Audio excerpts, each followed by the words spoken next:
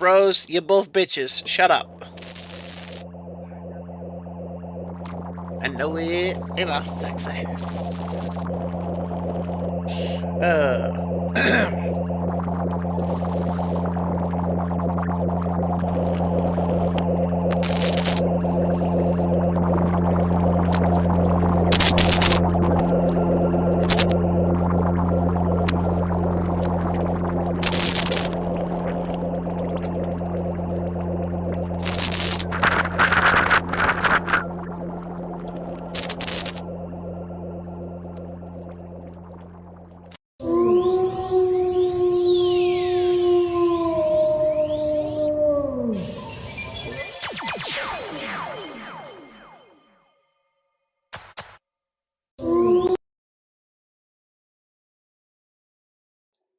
Hello, guys, gals, non-binary pals. It's me, your host with the most, Dr. John Wolfenstein here, and welcome to another beautiful day where we shall do the beautiful things and be beautiful.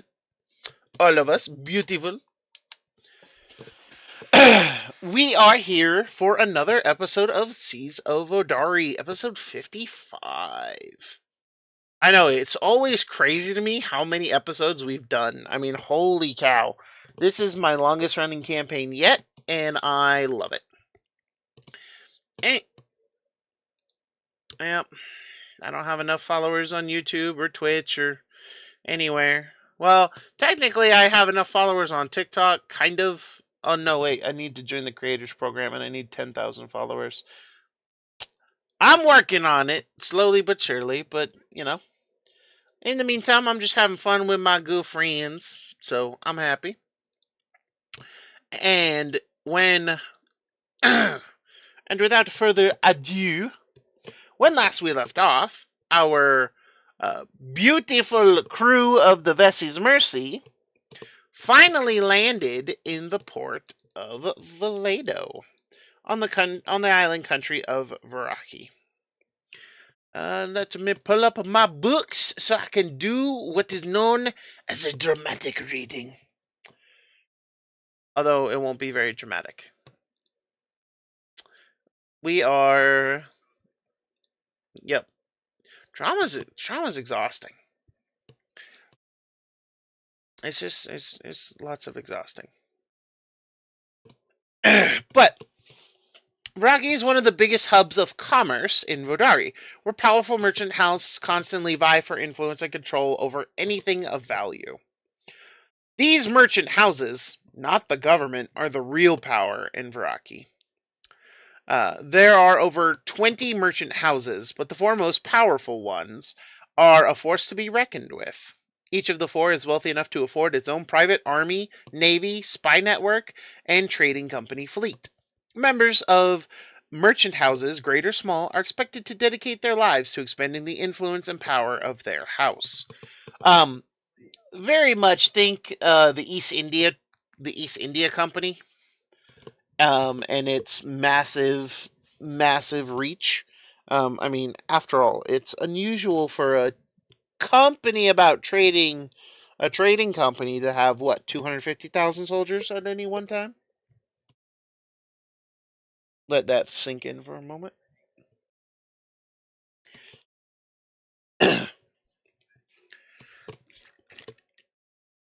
Mm-hmm. Very Pirates of the Caribbean.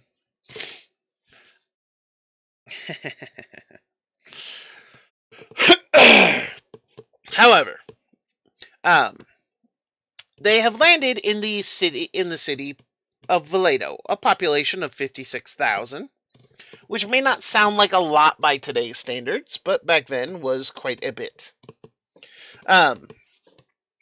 It is the second biggest city in Vodari, and it is, according to all, a smaller, quieter version of Vardy. It echoes the capital's fads and fashions, its architecture, and its economy and political machinations between merchant houses. Valedo is best known as where the wealthier people keep their quote-unquote country houses. Although truly rural folks, like your gnomish guests, keep their farm. and live around Valedo and view it as kind of like a big city. Um, of course, many people want to buy real estate in Veraki as it's a very nice, quiet kind of place most of the time. But for now, the part that interests you is it is where you are dropping off these fine, half-drowned gnomes that you rescued from certain doom and death. Ugh. Well, rescued them from certain doom and death. I think I said that right. So, hooray me. And, of course, with that being the case, you guys are able to, you guys were able to dock. You guys were able to get set up on the island. And you can now do things. What things would you like for to be doing?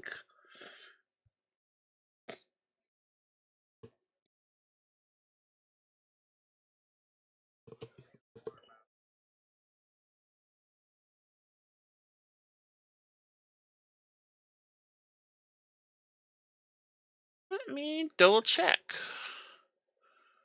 Uh, du- du- du- du- du- du- du. Not too far. So it is down. Like, you'd have to really swim, but Damari is the name of the city that you know. And, it's again on the sea floor, just where the shelf kind of drops into that second region. Um, if I remember correctly, let me double check. An undersea world to explore. I believe these are.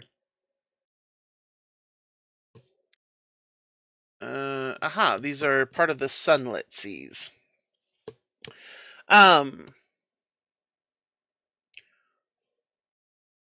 aha.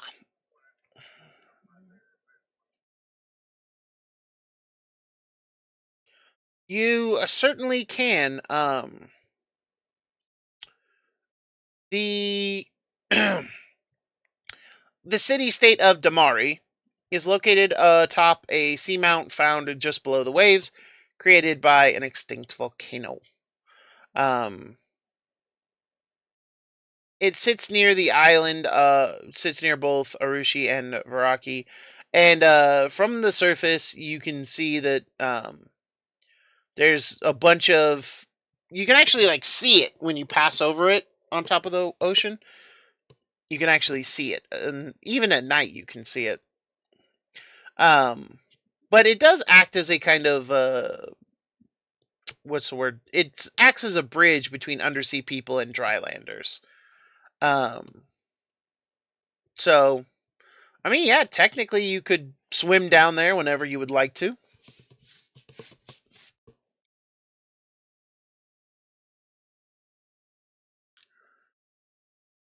Sure. And in Valedo, you find that you are not as rare a sight as if you were in some other ports. Mostly because these people have plenty of interaction with other fish people.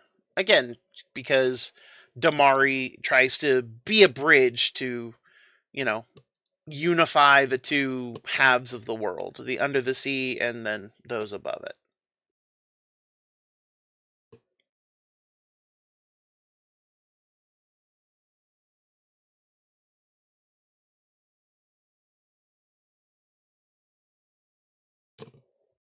You no need to be jealous there, man.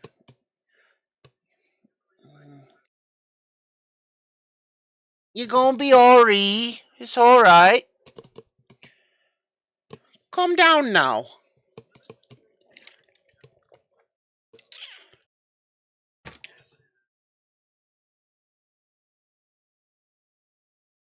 I mean,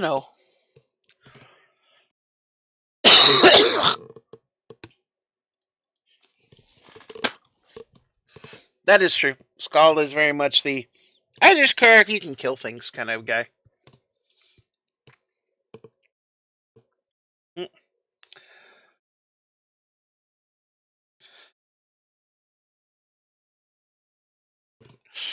Yes, we are all fans of Team 4-Star around here.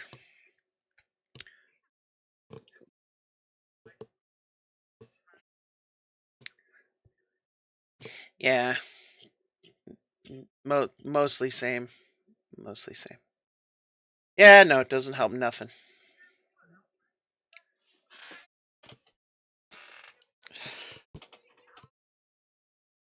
Oh, jeez.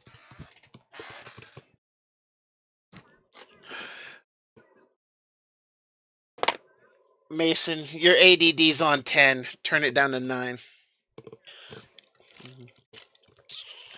Anyway, as you guys... Vex, you're not helping.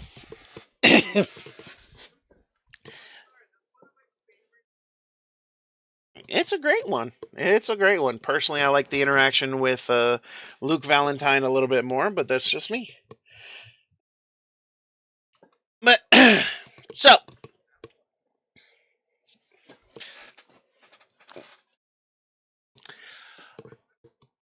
yeah. Anyway, so you guys arrive in Valedo, and the gnomish couple looks to you, uh, you know, kind of cheerfully.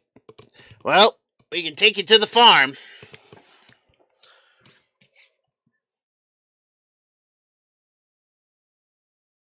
Well, I figure if you escort us there, we can pay you right then and there, and our transaction can be complete. That way, you guys can go about your busy days and go save some other couple.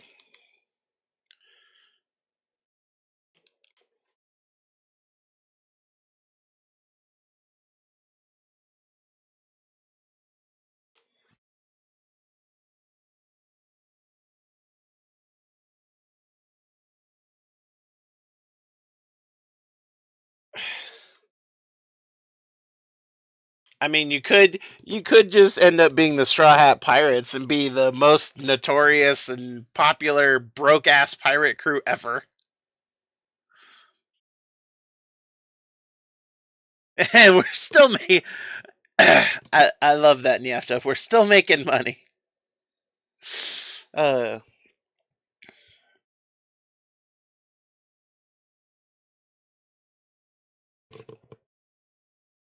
yes.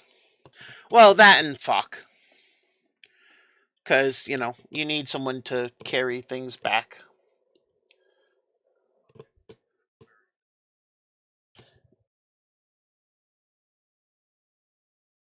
He can't have 4 arms yet. Don't worry. Don't worry about nothing. All right. You just mind your business. Don't don't hate on the boy. He's a good big boy. Leave my good big boy alone. You're just mad that he makes you feel emasculated.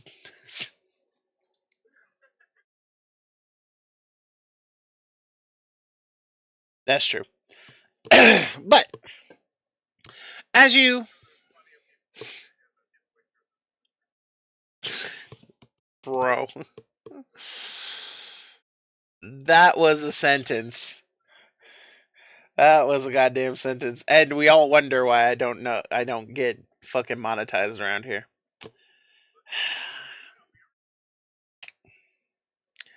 I'm not monetized.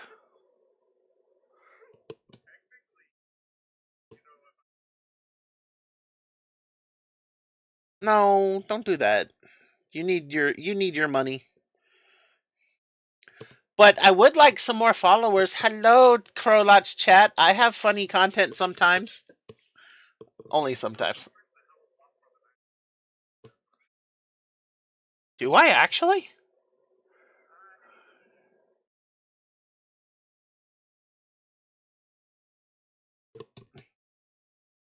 Oh, well, fair enough.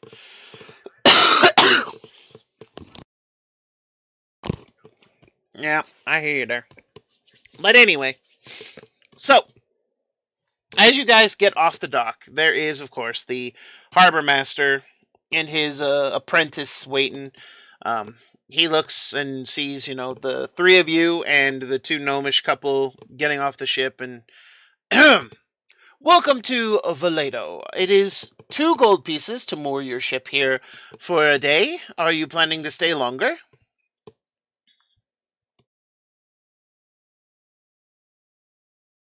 Everybody looks at Niafta.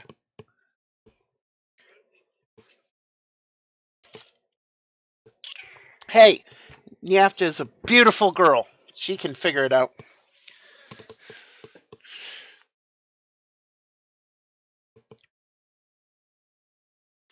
Um, so it's 2 gold to moor your ship for the day. He's asking if you'll stay longer than a day.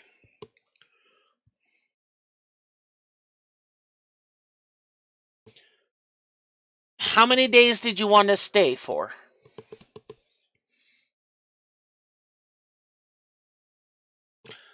It'll be 6 gold pieces.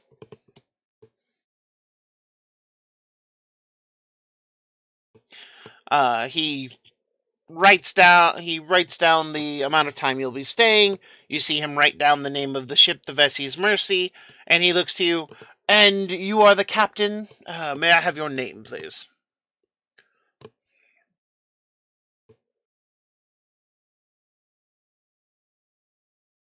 Oh, what's your typo?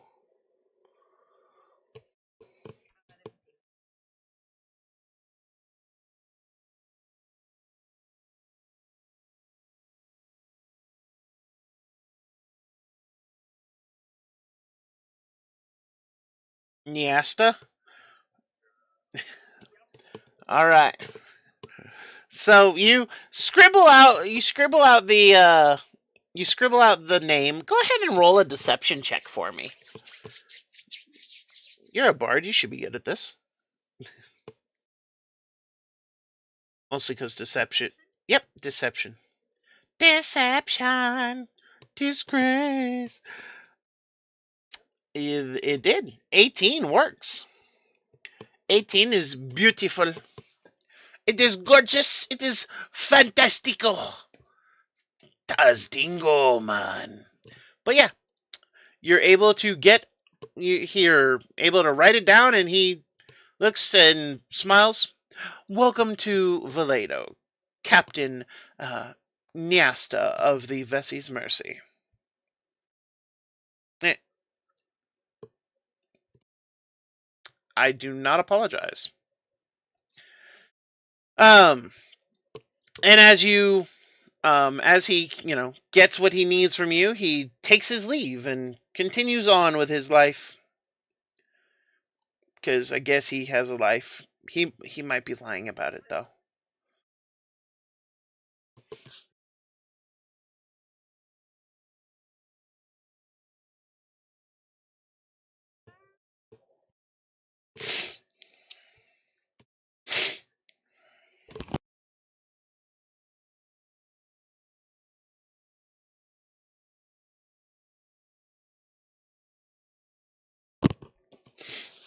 You also didn't see him wearing any metal.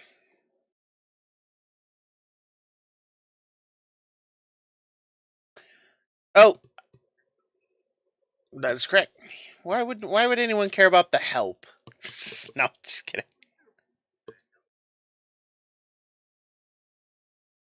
Yeah, you're just a snake. They invented a. Yep. But I mean, they invented a whole type of ammunition for you.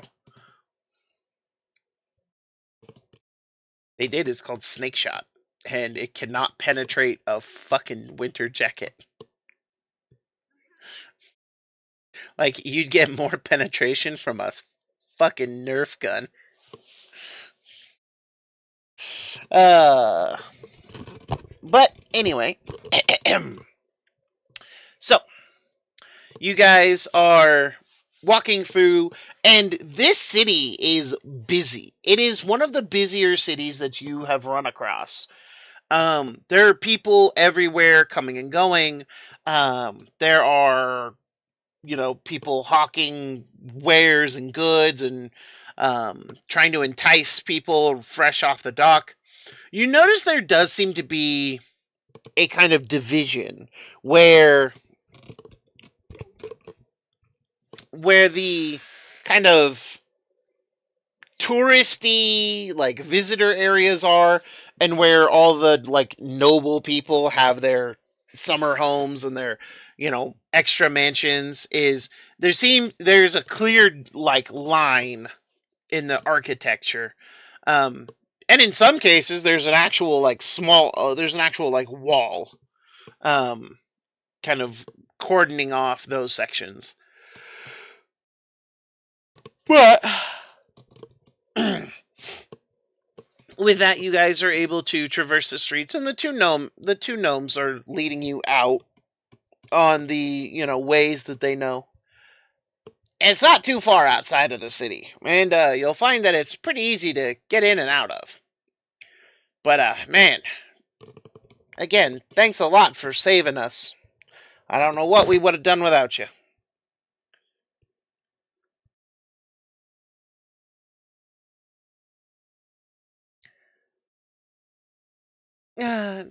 Unpleasant thought, says his wife. But do be careful here in Valedo, and then you said you're headed on to Vardy, right? Well, just be careful.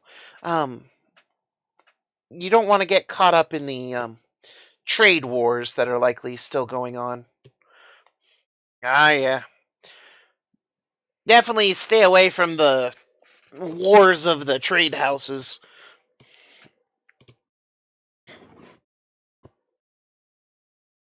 I mean,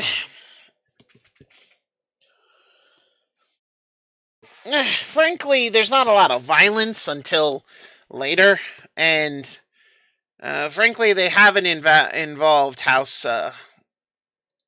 Nocturne yet, or House Umbra.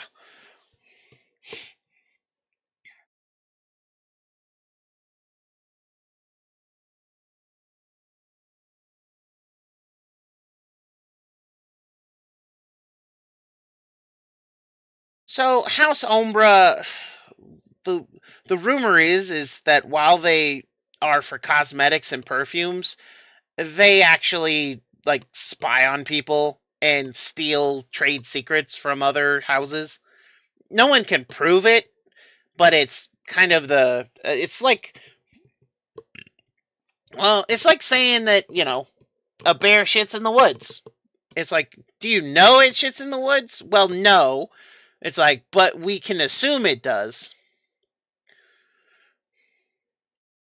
As for Nocturne, they're assassins. We know that. Whenever the whenever the merchant houses call them in, it's because they're either wanting to kill someone really high up, or they're wanting to try and talk peacefully. It's only happened once or twice, but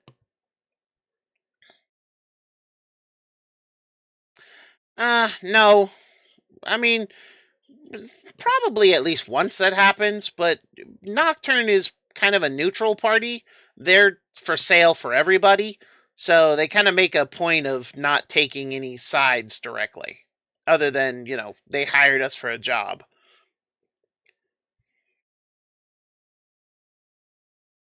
So, again, these are all rumors and speculations. I swear, some people have nothing better to do than to talk rumors on their neighbors and then, of course, drink their money away, she says, looking at her husband. He's like, hey, I quit drinking years ago, and we saved up for a vacation, and you told me it was going to be nice. I could not possibly have known that pirates would come and attack the ship. No, I suppose that's fair.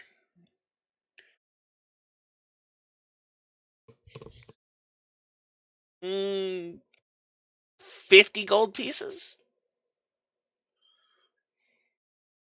He kind of looks. I farm radishes and potatoes.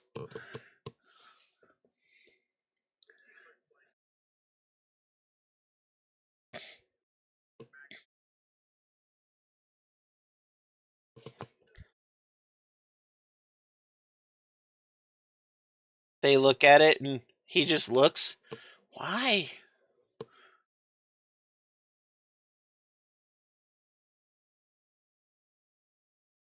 He just looks at his wife and his wife.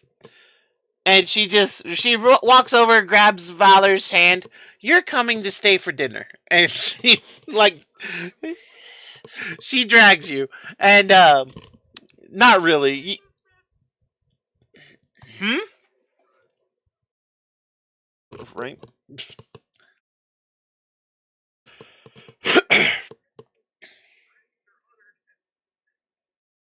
Why threaten? They're just inviting you to dinner. You don't see any evidence that people eat snakes on this island?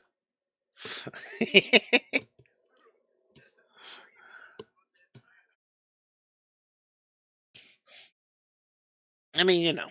But, um,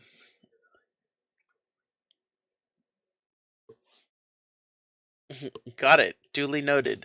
Valor overconfident in abilities. Oh, well, you know. But, they bring you to a little farm, and it is actually at that point that I'm going to change the music, and I am definitely getting fucking demonetized in a copyright strike against me, I'm sure. But you know what? Fuck it, because it's good. It's good in music. Why do I not? Did I put it in the wrong playlist again? I put it in the wrong playlist again.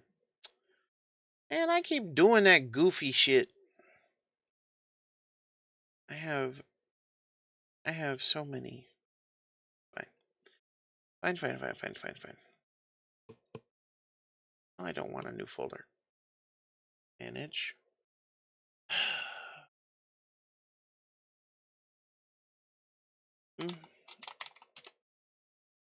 There we go.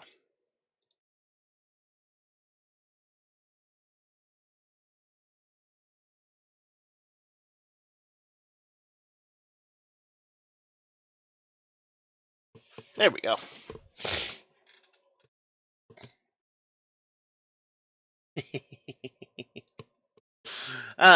But yes, shut your mouth. It's okay. The people listening already know what it is. And frankly, again, I'm not getting demonetized. I'm not getting monetized. I'm not making money, so this isn't copyright. But anyway, um, so no, shut your mouth. Shut your dirty whore mouths, both of you.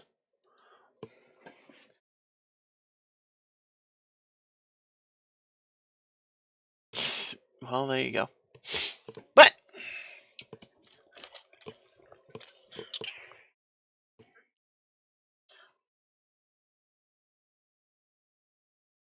yep. But anyway, so with that being the case, and with all of you arriving on this little farm, you do in fact see that it is a potato farm. You also see radishes and other tuber plants that grow in the ground. Um, you see carrots, you see radishes, potatoes, and them kind of things. mm. One thing you see that you didn't expect to is everybody roll a nature check. Nature. Yep.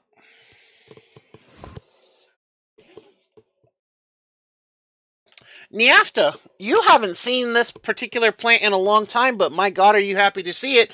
It's peanuts! Yeah, they grow peanuts here.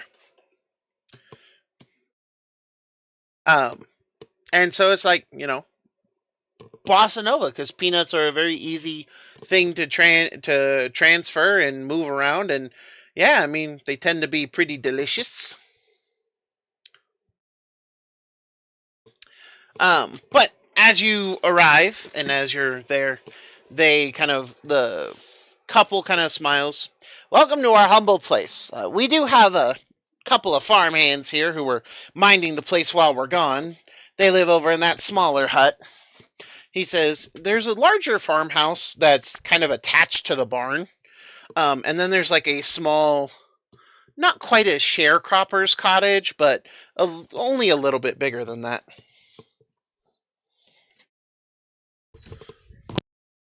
I will be right back.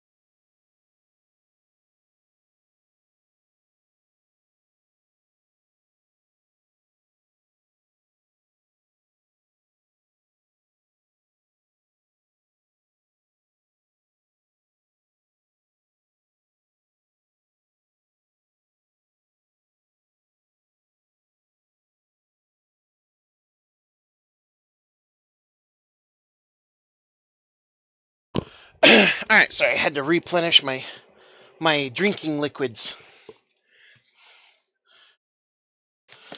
Yep, drinking liquids. Because there are other liquids in the world, you just can't drink all of them.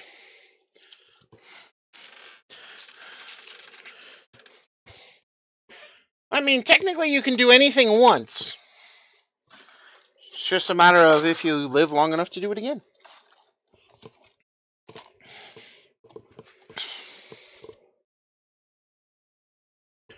Exactly. Also, please, for the love of God, people, don't do anything crazy.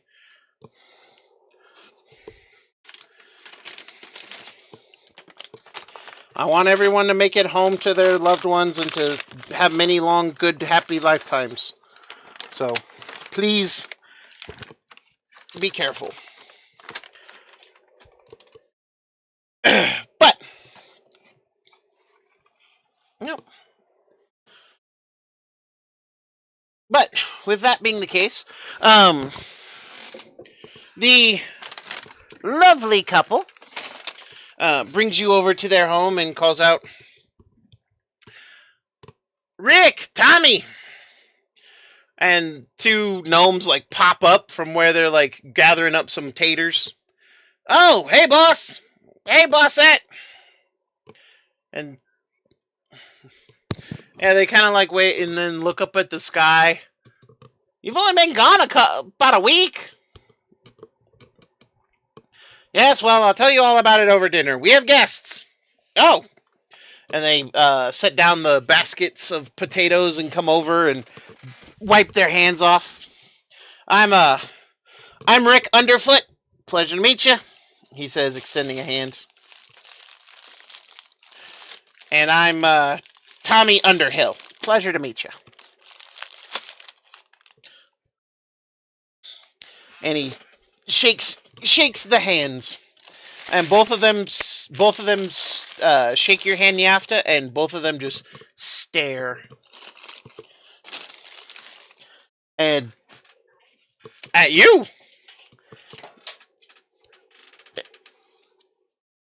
Um,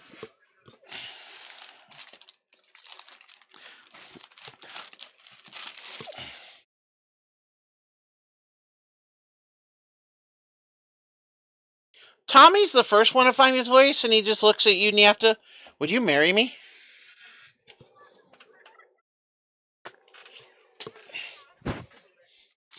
Oh, damn it. And you see the two who own the farm, like the boss just comes up and whacks Tommy up the back of the head. What I tell you about behaving? Oh, well, it's just never you never see, you know, there's no one that pretty living around here. He's he's he says, like, gesturing to Niafta, and the boss just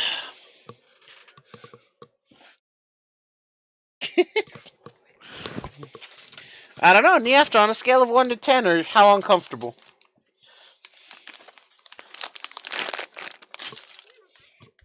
Hmm.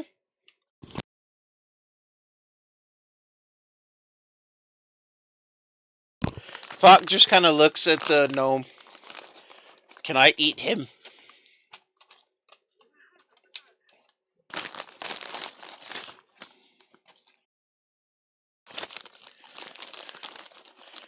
I was asking the captain. He says, looking at you and then looking at Niafta.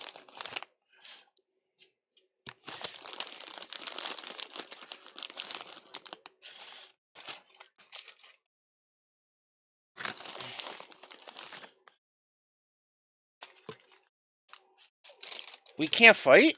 I thought friends fight each other.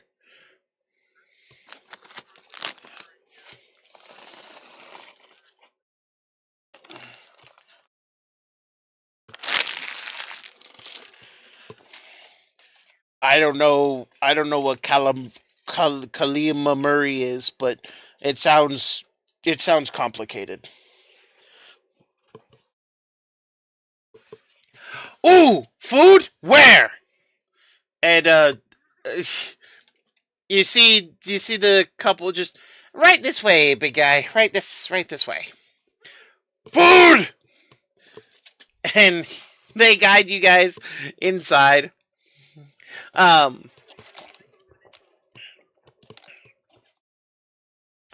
I figured. I do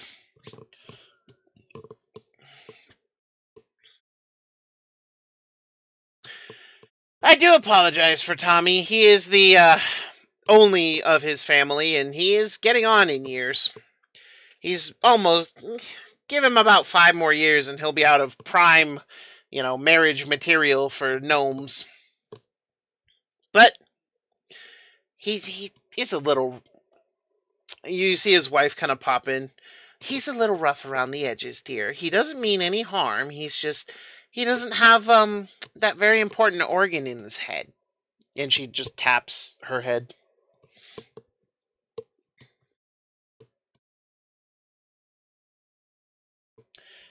Mm, sadly, that is more true than it should be.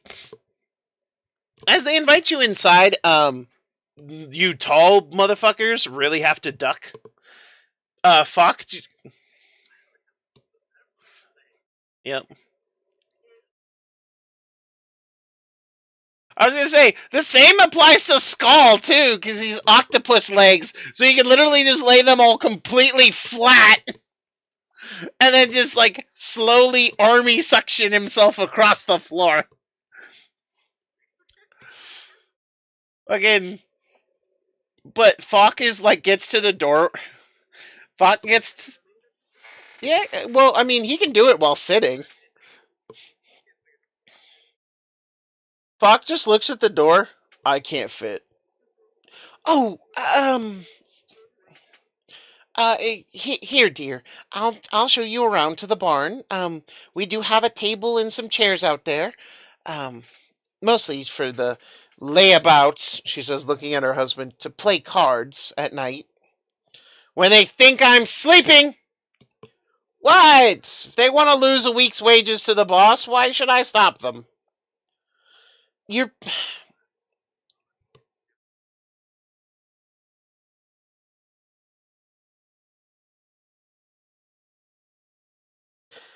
There's that. Though, frankly, with 50 gold, we could get a horse or a mule, we could get a new plow. And you can see he's already going through the thoughts in his brain. And And, the wife leads Thok into the barn, and she comes back. We'll be sure to bring out plenty for him. Now then, please, sit. Enjoy yourselves, or look around the farm and, take in the free and fresh air. That is one good thing about living in the farmlands, is we don't have all that noise and all that air smog that the cities have. The air out here is crisp, fresh, and every once in a while, if it blows from the south, you can smell the sea.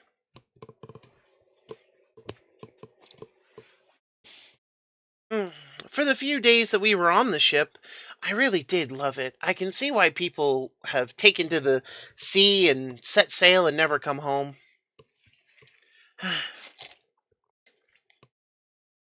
If only I was 100 years younger.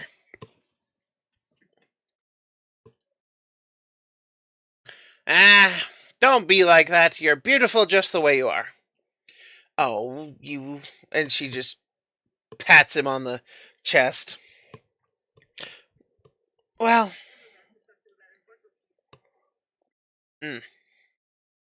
I should like to think so. I certainly hope so. After all, people need to eat. What's the old saying? An army marches on its stomach? Oh, I don't know about an army. We could probably feed maybe half of one. And she goes about cooking, and you can see her getting ready. There's a lot of potatoes. Like, she does mashed potatoes. She does like um, what's it? Stuffed potatoes. Like, there's a lot of potato. Um, However, you do notice they also break out like a cured ham, and so they're making liberal use of that. There's radishes, of course, carrots, and you even find asparagus. Asparagus. Um, but it's a simple meal. A simple meal from simple farm folk, and they do actually have like pepper and salt. Not much of it. You can see like she's very conservative with how much she uses. Again, spices being a rare commodity, frankly, being a valuable commodity. And while she's busy working away, um, the husband just kind of he'll chat with all of you if you guys sit around and chat. Basically, he'll tell you that the farm has been in his family for 2 or 3 generations at this point. Um, Let me double check my notes real quick. Um,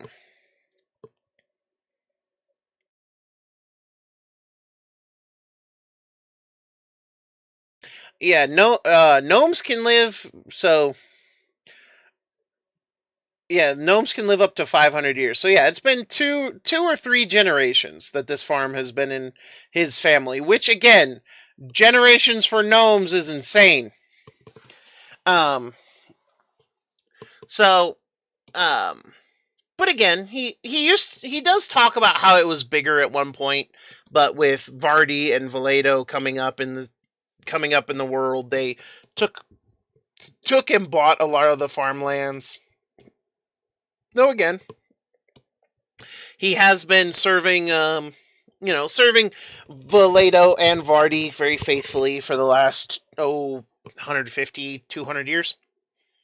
Um, he does mention though that his great grandfather was a pirate and sailed the seas of Vodari, mostly sticking around the pirate nations and the free nations further south, making a killing as a he was a pirate who preyed on other pirates. Um, According to him, it's an old family story and legend, but there's some rings of truth to it. And he gestures to a cutlass that's hanging above the mantle of his fireplace. It's not a gaudy like ceremonial looking piece.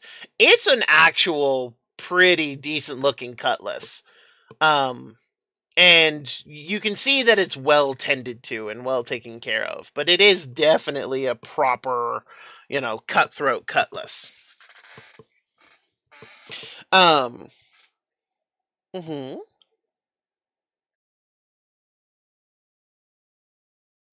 Are you doing so subtly, or are you just casting it? He nods.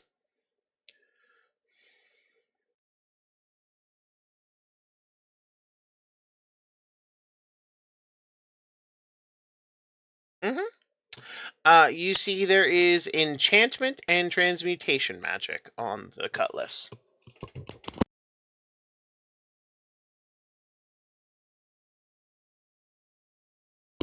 Indeed, my great grandfather's story. It's been passed down as long as that sword has.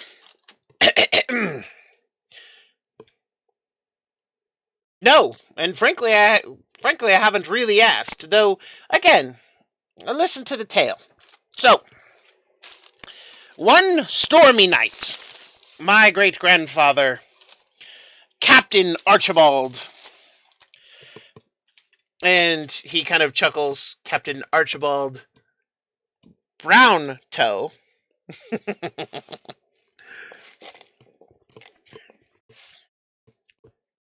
Aye, before we became Green Hand due to a policy of changing our names due to the becoming citizens of Vardy and Valedo. We changed our names to Green Hand when we first signed up. But this was before Valedo and Vardy were even really countries. And our original name was Brown Toe. And he kind of chuckles. Believe me, it's not the worst name a gnome can have. But anyway, back then, you should have seen him. Captain Archibald went right through, sailing on and capturing pirate ship after pirate ship, taking all their valuables and sending them home with ruined sails and broken rudders. And one night, he's on the deck of his ship, and it's just off the island of Coral. He thinks that they're safe and that they're calm and peaceful, when all of a sudden a creature emerges from the ocean, being one of these horrific-looking ancients, according to him. The ancient peoples came and tried to steal his ship and steal his plunder, and, of course, drag him and his down to the murky depths to sacrifice them to Vesey. But Captain Archibald, he's no fool, and he knows how to fight. He challenges the captain of this raiding party to single combat, a duel. And, of course, the ancients, loving their ancient traditions, agreed. When the captain slew his opponent, the other ancients looked to him and spoke that they would leave, but that he would be allowed to keep the sword of their captain. He picked it up, and he could feel the magic humming through it. Ever since then, whenever it storms out, that is when Captain Archibald decides to strike. And as he hits the deck of the ship, rain dripping off his brow and beading on his clothes, he seems to gather the strength of 2 other men, full-grown orcs even, and cut people down with vicious efficiency. That is why he calls it the Rain Blade, he says as he gestures to the cutlass.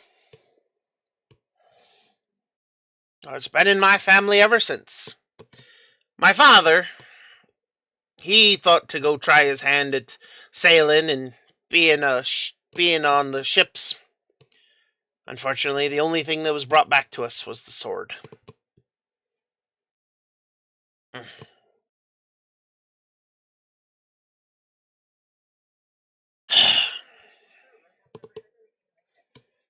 Aye. The ancients below the waves, they have magic and wonders that many of us land dwellers have forgotten. I mean, there's the whole Delmari just off the coast, It's a beautiful place, according to those who can reach it. But I've never been. However, I don't disagree with my great-grandfather. I think the sword could be magic in nature. Frankly, it's never rusted as long as it's been here, and it's always razor sharp. But, and he pulls out a pipe and is, absentmindedly stuffing it with tobacco. But I've never heard it called to me like it's called to my other ancestors. My grandfather said he ignored its call to the sea. My father couldn't, and it killed him. Me? I've never desired to go sailing. And my boy, he's living in Vardy now. With my first wife, he says, smoking a pipe. And, that's what I get for marrying. That's what I get for marrying a merchant family's daughter.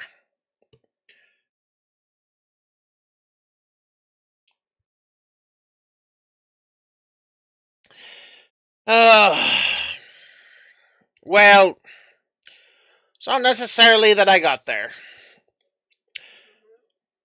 I was young in my day, and I wanted to work in Vardy. I didn't want to be a farmer, so I decided I'd go try to make something of myself there. I did all kinds of odd jobs, hauling cargo off ships. I did some underground boxing and fighting. But then one day I met my first wife, a young gnomish girl from House Kawani. Kawani, as far as Viraki houses go, is the most powerful and skilled when it comes to their navy. Their trading company ships are the most difficult for pirates to successfully raid. Not only that, but Kawani also recruits very skilled pirate crews into their personal privateers. They tend to sell, however, in terms of actual goods that they sell, they tend to go for the high-end textiles and artisanal crafts. So if it's fancy clothes or fancy knickknacks you be wanting, Kawani's the place to go. I married this young offshoot of the branch. I married her. We were wed 50 years. And then my child, my son, he was born after 20.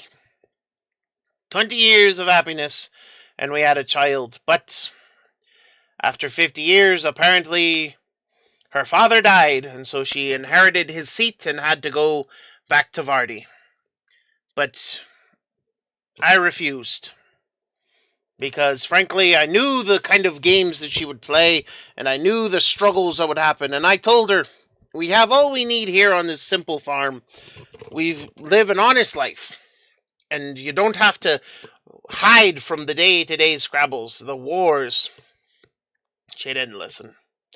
And now my son bears his mother's name of Kawani.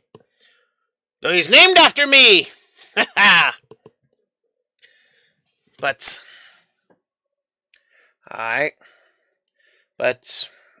they live there now, and I haven't seen any of them in 100 years or more. It's been a long time as far as I reckon things. But again, I don't blame them. It's a different life, and frankly, my boy deserves a good life. But I've much preferred settling down here. But frankly, that's why we hired Rick and Tommy. Hopefully, those two boys will find wives of their own and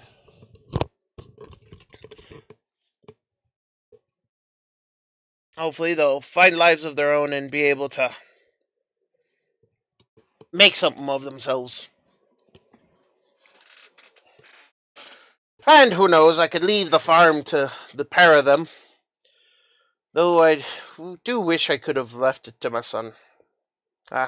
So much for regrets. I'm old now, and my wife, she is the moon in my sky, I tells you. But the gods have not seen fit to bless us with other children.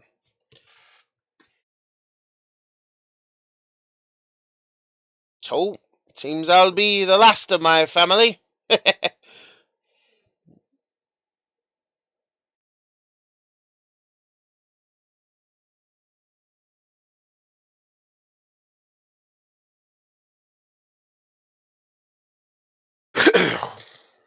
Hmm. Aye, aye, true enough, but I don't want my son to sell it. I don't want him to give it away, and part of me knows that he just will.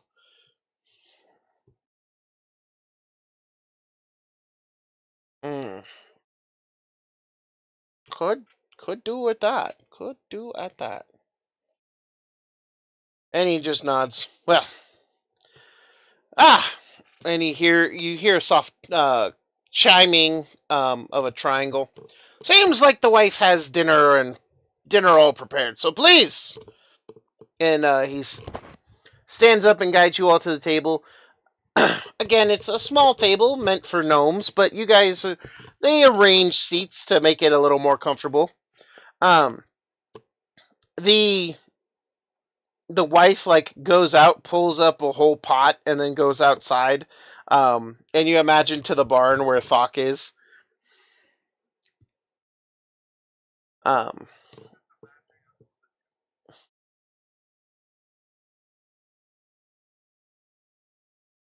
yep. Well, I mean, again,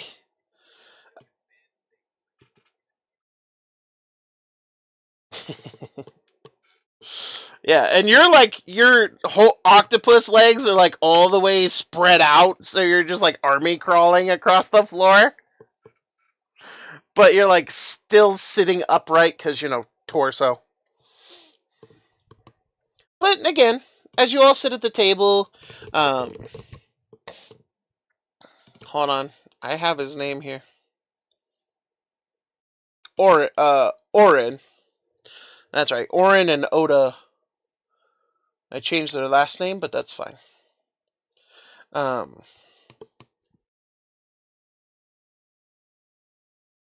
but um, outside, he kind of looks. Well, again, our deal was we'll give you some turnips and some other supplies to take back to your ship with you. I'm thinking 2 crates of turnips, a crate each of potatoes and carrots, and we'll say let's say a half barrel full of peanuts. How's that all sound?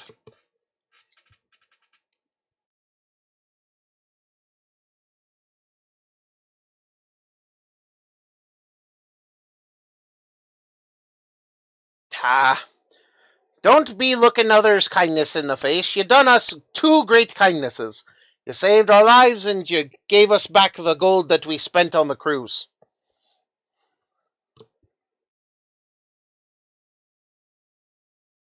And besides, that's just what we have on hand, ready to trade right now.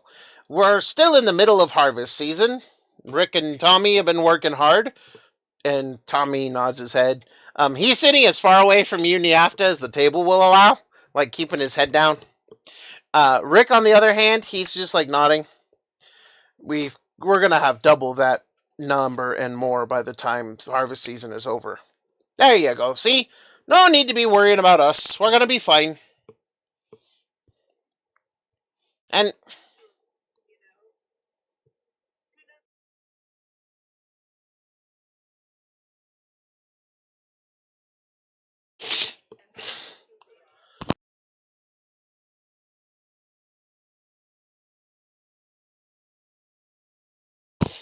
oh, I well, we certainly took a chance growing them, and frankly, there have been years where they haven't done very well. But I'm hopeful for this year.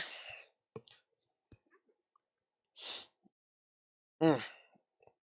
We greatly appreciate you. And again, you guys have done us more good than just giving you these simple wares. And frankly, as long as they keep you fed, it's worth the cost. And his wife nods. Hmm. We can give you a cart to take back with yous. We'll send Rick to bring it home once you're done with it. I'm afraid we don't have any beds large enough, but if you'd like, we can set you up in the barn, or you can travel back into town and find an inn. Town's only about 10-15 minute walk from here, but whichever you prefer, we'll happily be ready to have the stock to you first thing in the morning.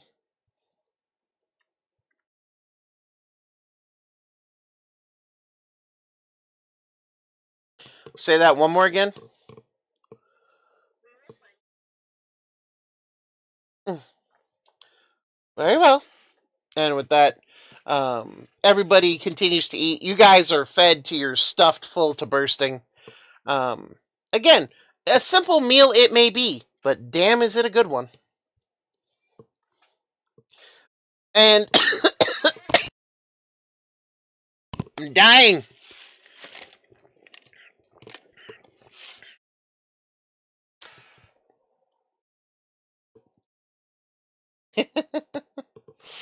But as you guys finish up, you guys can choose whether or not you stay here in their barn or you go find an inn in the city.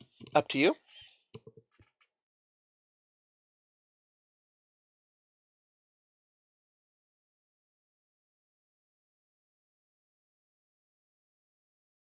Who?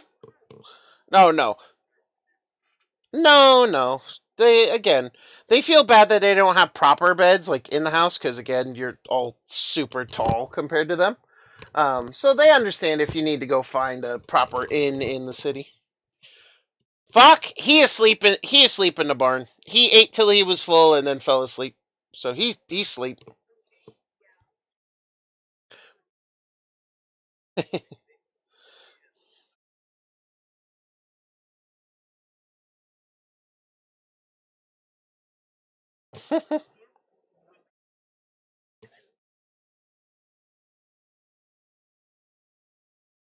I love that play. I thought the third one was by far their best performance. After that, it just kind of starts to get a little tired.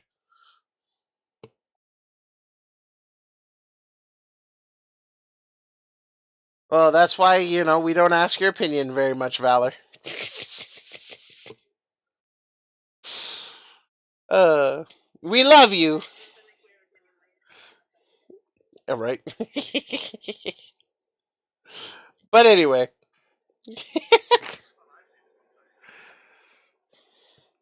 I tell you all the time I don't care about your opinions.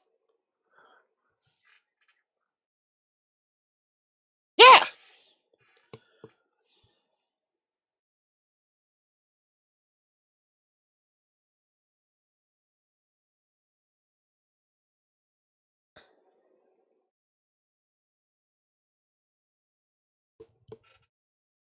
There's not one in Valedo. The nearest one would be, well, there is a representative of House Tea Leaf here. Though the captain's log, you'd have to ask Niafta and Cade to get to, because it is in the captain's cabin. But that is certainly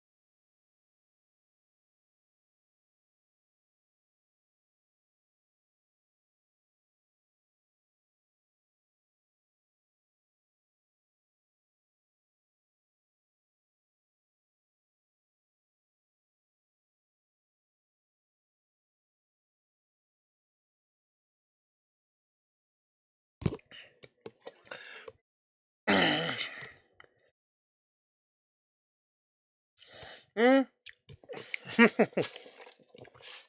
That is something you'd have to go and inspect. However, it is getting late, so most shops are probably closed up for the night, other than taverns and inns. So for now, mm-hmm, plus you have a cart full of goods to take back to your ship.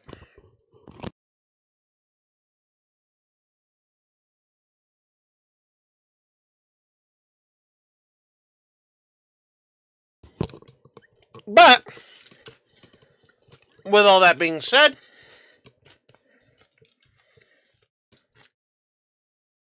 you guys are able to get a good night's sleep. Mm-hmm. Yes, but just in case you haven't double checked your character sheet in a minute, go ahead and make sure it's up to date. And it's at this point that we're going to take our quick little break. Again, just so we can all stretch, go to the bathroom, get the drinkies, get the snackies.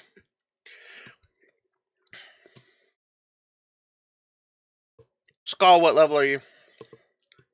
Then yes.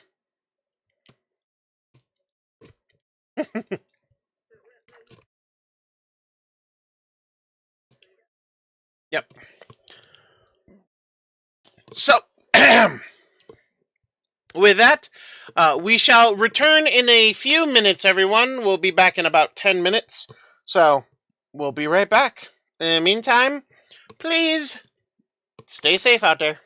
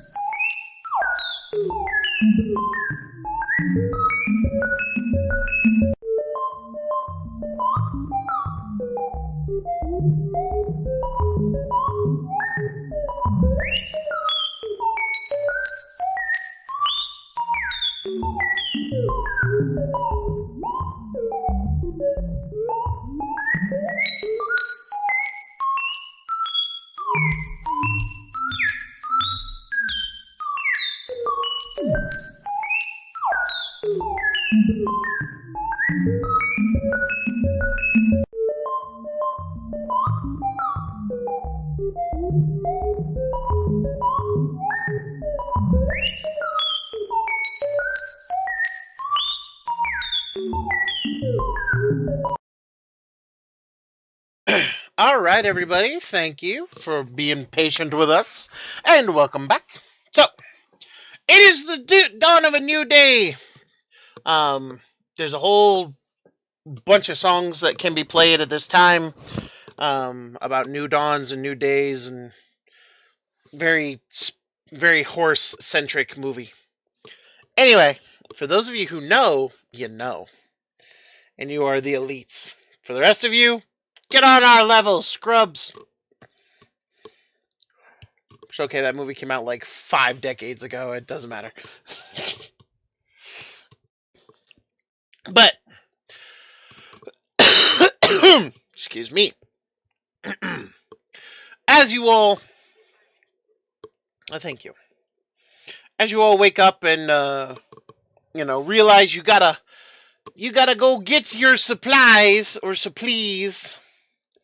You guys make it back to the barn, and Fock is there helping the gnomes load up various supplies. Just picking up boxes one after the other, just lift, place. Again, with seemingly no issues. And, you know. But, he kind of looks up and he sees you guys and he waves. And he just looks at the cart. I'm gonna pull the cart, yeah?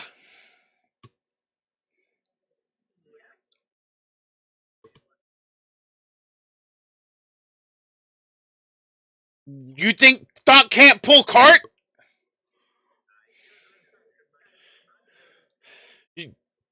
I show you Thought can pull cart! And he... Oh, right. I'll show you in a minute! And he grabs the other boxes.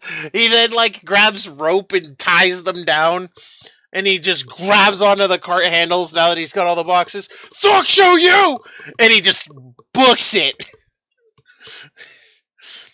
Yeah, literally just sprinting, and you see the cart just as it is bouncing along behind him. Thank God he strapped that shit down. And it's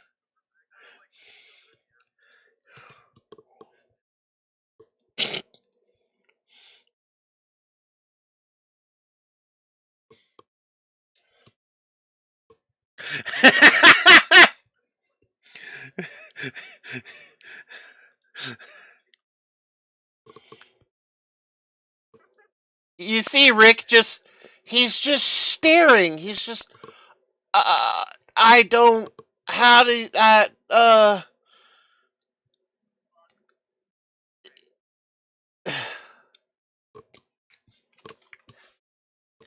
don't I, all right, I guess I'll go catch up, I guess. He just all right. Cool. Yeah. Wait up! He says as he starts taking off after Thought. and you hear Thok just, I pull cart.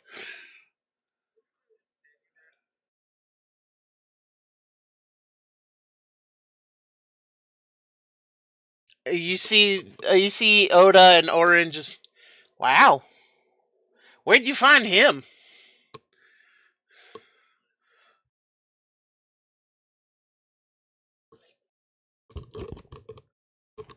Huh?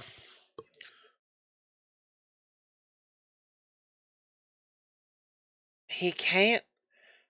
That doesn't seem like a smart thing to do, to be challenging a man like that. He's only gonna take it so much.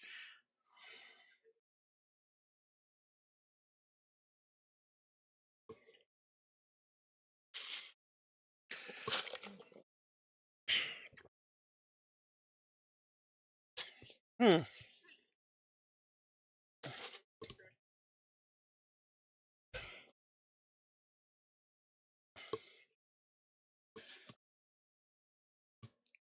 Got it. I mean, if he ever wants a other job, then we're all well.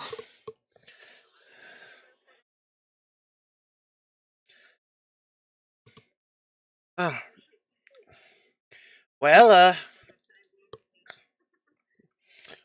all right then. I can't say I blame you. He is man. That's something. They say, just like looking at the trail that Thok has left, like dug in the dirt.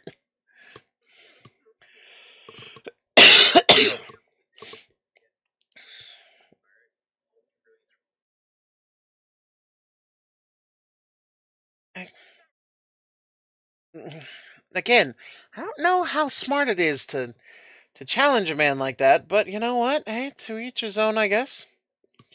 Um, Here, and a they hand you essentially a packed lunch, a final parting gift, and again, please feel free to come back for a visit whenever you're in port. You're most welcome. And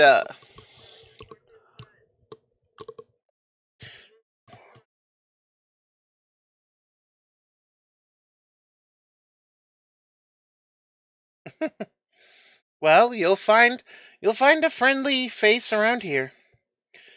Till then, be sure that you eat well. And with that, um, they both give you one last bow, and you guys are free to go about your way. As you guys, head back into town. Um, are you going exploring? Are you going to go see how Thok is doing? Because he did run off with a bunch. Fair enough. Um,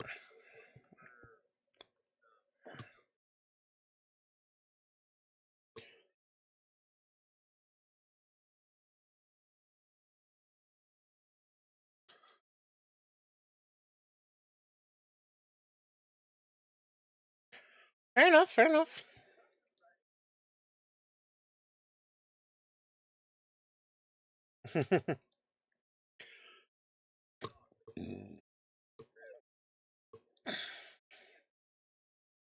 Yeah, it's he knows where he's needed. He stays where he should be.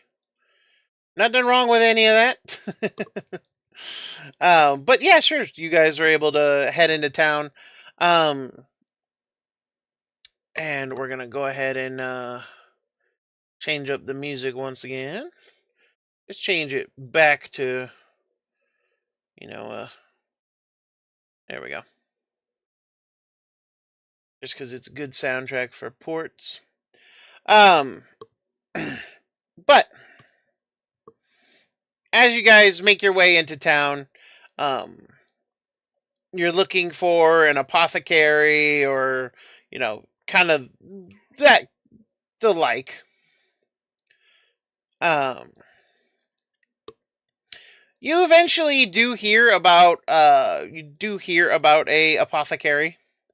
Um, there seems to be only one in this town, and it's not unusual considering that most apothecaries are little more than use a lot of the natural poultices and that kind of thing. So, um, but they do direct you to it. As you arrive, though, um, you do see that there is. Oh, excuse me.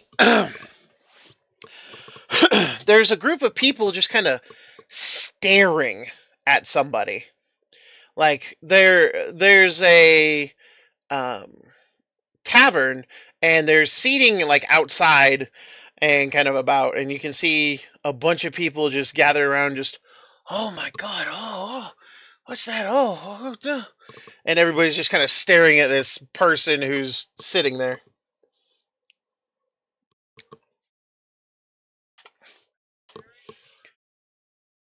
like interested. But I mean,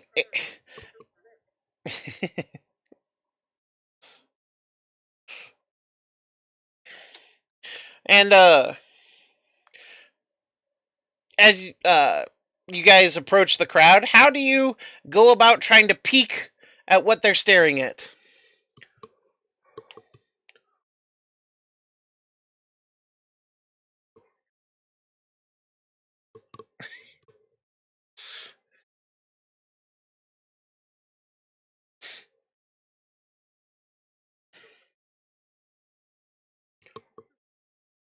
Fair enough. Just the two of you just swoop, and um,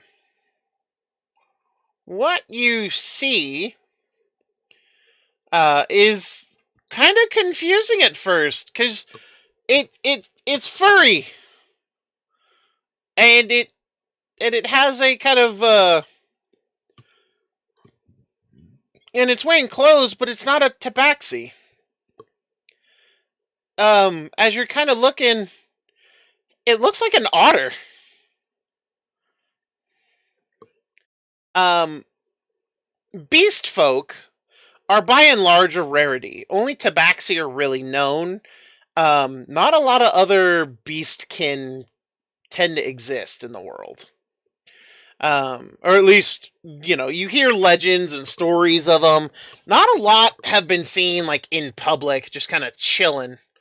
And this little otter seems to just be chilling, um, sipping at some coffee because it is the middle of the day and it is still early morning. But he's sipping on some coffee, and everybody's just kind of staring and like, oh, where'd he come from? You think? I don't know. I heard he got off a ship recently. What ship? Have there been any new ships in port? Yeah, there was that one with the weird name, and then the other one. Oh yeah, yeah, the uh and you hear snatches of conversation kind of from all sides. What do you think he's doing here? You think he's looking for a job? You think he could be? And everybody's just,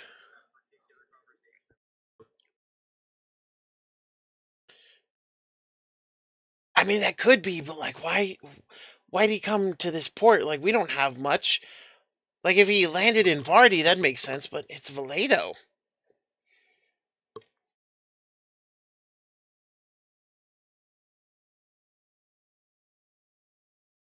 Well, it's not my shop he's frequenting. He said, the guy says, totally fair. Just, it's not my shop he's at.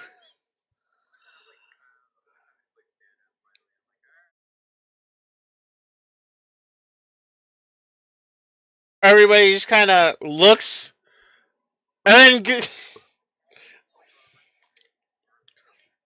yeah, a few of them like look at you, and some of them leave, but the rest of them just like continue to stare.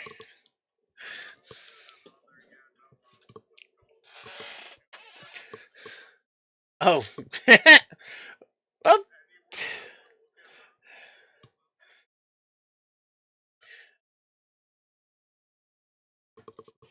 yeah, Yeah, a few more people decide to take themselves elsewhere.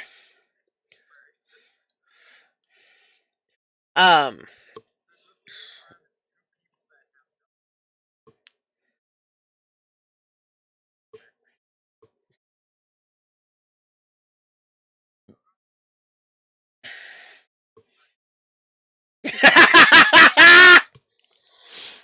I love it. Fucking Skull's just like, move! I can't see shit. I'm tired of being craned up like this. Move the fuck out the way.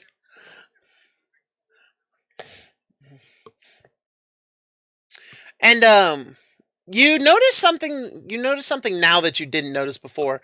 There is a staff with a kind of blue crystal in the top of it, but the staff itself looks like it was cobbled together from like driftwood. And he looks up, kind of smiling. Ah, it's a pleasure to see you, he says, looking at you kind of creepily, because his eyes are just blue, like ocean blue. There's no pupils or anything.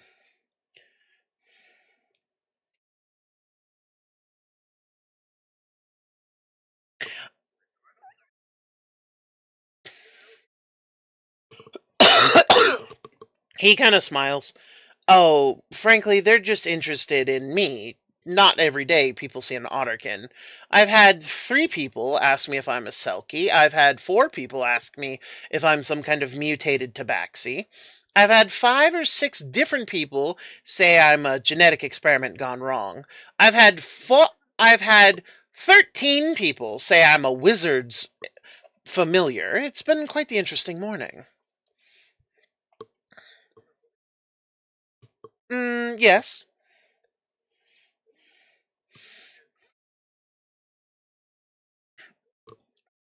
Mm, they seem to be that polite, but you don't know this person. You've never seen this particular person.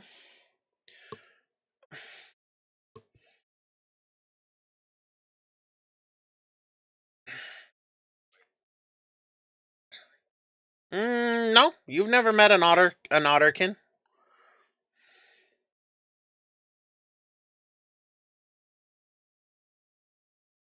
Uh, I was expecting somebody. You might as well be them.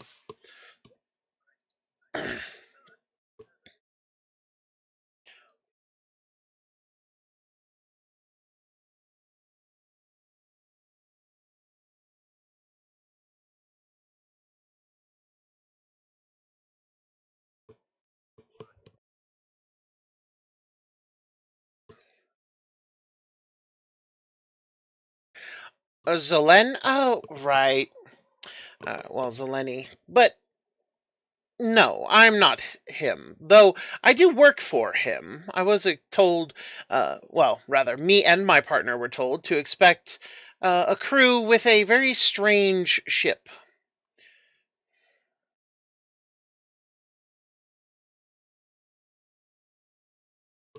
Yes, in fact, I believe that was it. But I've been expecting somebody from said ship for a while.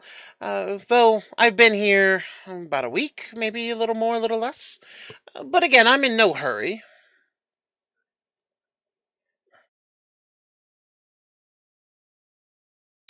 Ah, excellent. I am Tobias. Excuse me, Tobias Finwhistle, and allow me to give you a handout.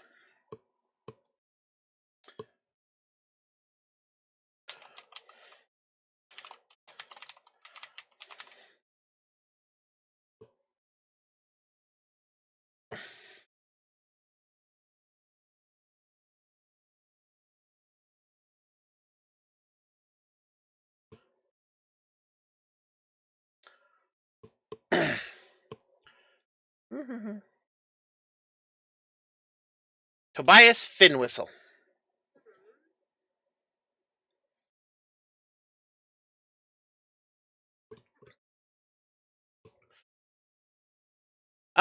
He's about He's as tall as Grimir, so let me double check. Actually, he might be a little taller than Grimir, depending on. how tall Grimir actually is.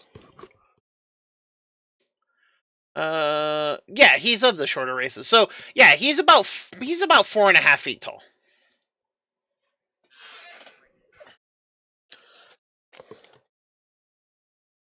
No.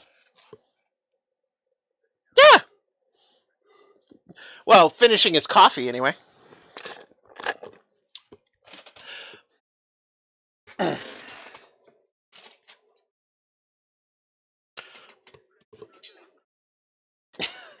He kind of smiles. Oh, no, no, no, no. It's no bother. Believe me, I'm well aware of how the masses must see me, after all, again. It's not often you see a sea otter walk, talk, and, frankly, cast magic. He frowns as he looks down at his cup. Oh, it's cold. And he taps it, and you see steam coming off of it. Hmm. Please, join me, join me. And he just gestures, and the chairs kind of pull out. I have been seeking you, or rather seeking someone, I didn't know whom. But, I am in the employ of one Cog Sprocket, a gnomish inventor. He is the one you will be delivering your goods to. Uh, as for Vardy, it's only a day away by cart. We can travel there overland. Believe me, the docking fees are much more reasonable here in Valedo than they are in Vardy. I very well. I can arrange with the harbor master to make it a fortnight. That's quite all right. But I do apologize for my companion. She of Cups is unfortunately, well, she is following her namesake.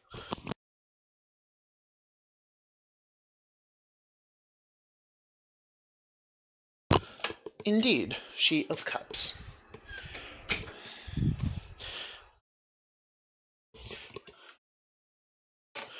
No, she is drinking from the world.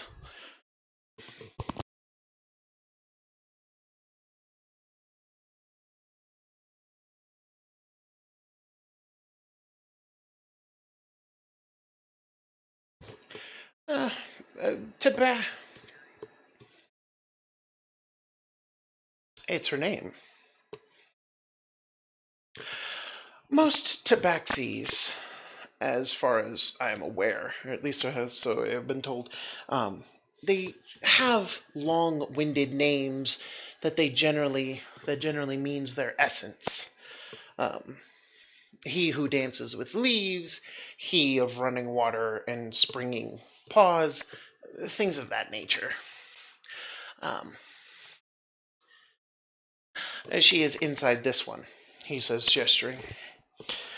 She is determined to drink this tavern dry. She's been at it for 3 days now.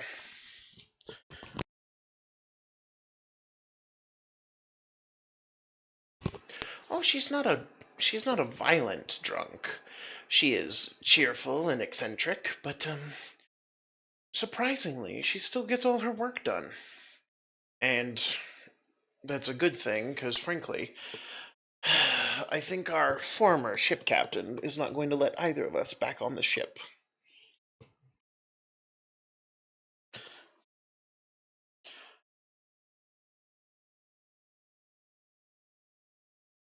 You're on Varaki, the city. Your name is Vardy. And he nods. We can arrange a cart. Again, it's no big issue. But, unfortunately, she of Cups was, well, let go from her last position for scaring everyone.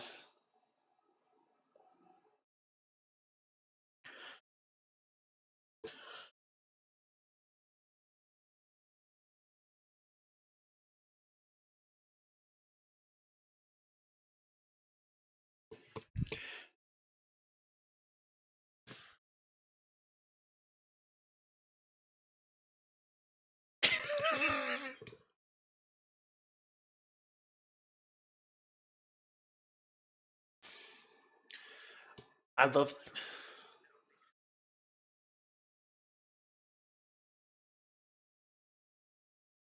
I can see just fine, thank you.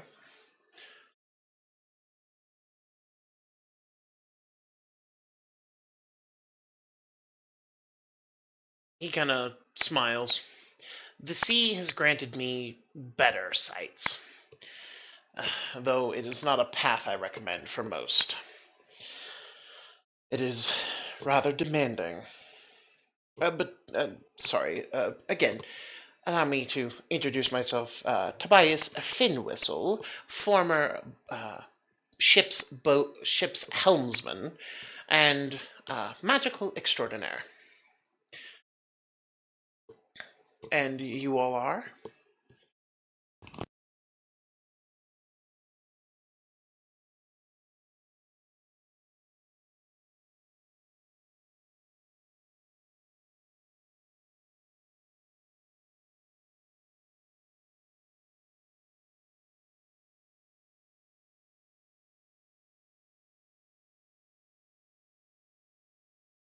Ah, well, very well met. It has been quite some time since I've had a civilized conversation. Most people are only interested in inquisitions.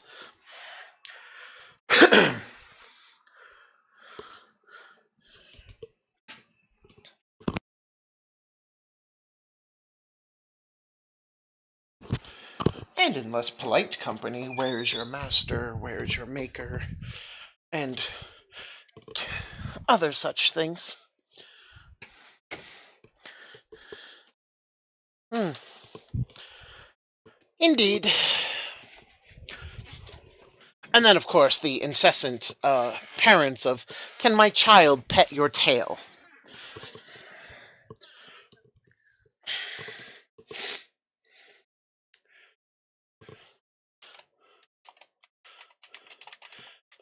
Well, that's because you're not fluffy.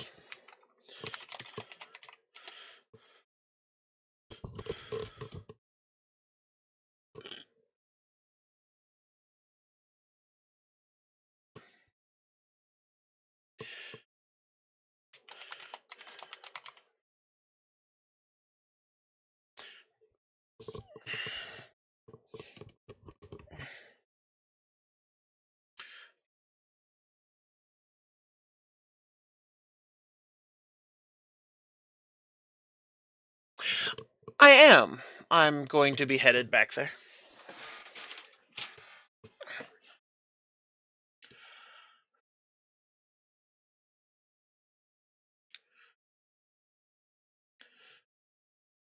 You see the door fly open, and a gray tabaxi kind of stumbles out, smiling. And she looks around. Finny! Finny, Finny, Finny, Finny, Finny! And Tobias just,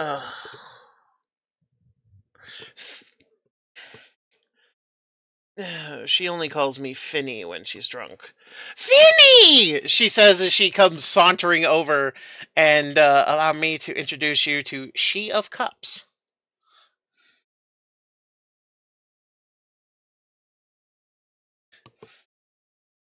Finny! And she hugs him and he just, yes. And he tilts his head away and then casts something and she's like, oh hey, my breath tastes good now. Yes, well, it is a required spell if you're going to be spending any amount of time with her. She, it is good to see you. These are the ones we were told to wait for. Oh, they're the important ones with the doohickey. Yes, with the doo. And she turns and she looks. It's so good to meet all of you. I'm She of Cups. And I can drink all of you under the table.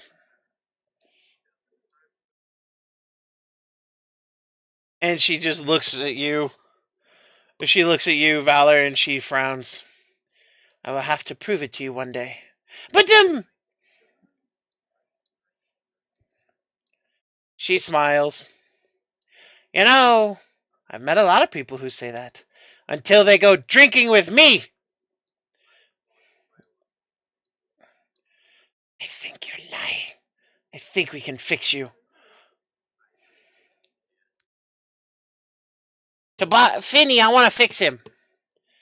I don't know that he needs fixing. Also, that's rather impolite to say, considering your nature. I mean, if someone wants to fix me, I don't mind. They're welcome to try once. And she smiles as she, like, pulls out a punch dagger that she didn't have a second ago. I'm willing to let anyone try to fix me once.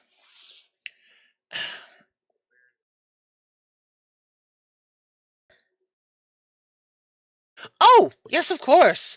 But I know how to make it not a poison.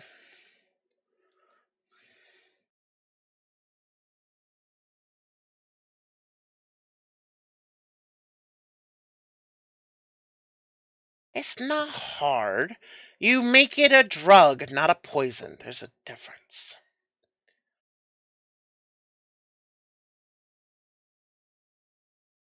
She just. Psh, what does chemicals have to do with anything? I just.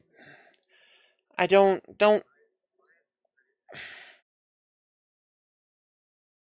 I've been. I've been traveling with her for the last 5 years. This is as much sense as she tends to make while in this state.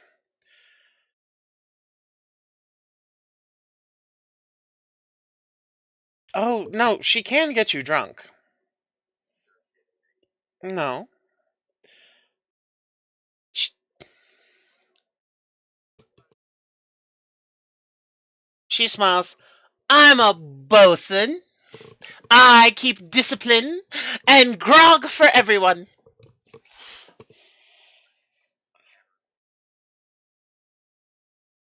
Therefore, they don't get drunk and don't start fights on the ship. And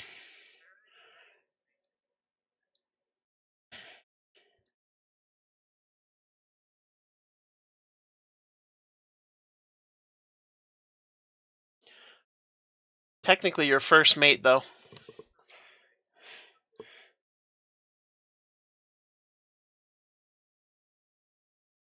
Nope, Cade is the quartermaster. Falk is just a sailor.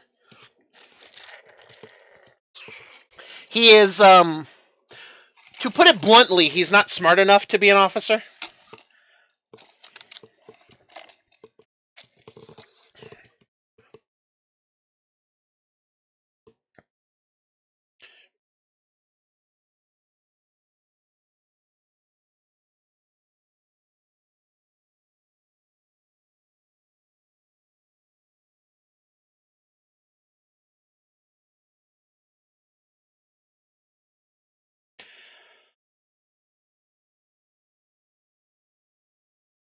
Mm. Unimportant.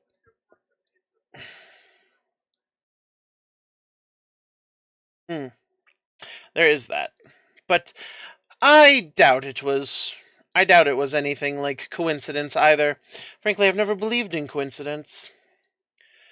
You don't believe in anything you can't prove, and that's why you're boring, she says, poking Tobias in the nose, which he just like scrunches up his nose and flexes it here and there, and he just. Don't touch the nose. Boop! Psh, boring!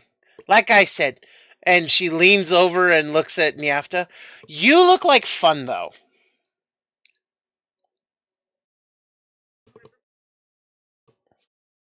Ooh! What's your definition? I'm curious now. Hey! Ooh, like fun things? Like, fun things? She says, giving you a wink.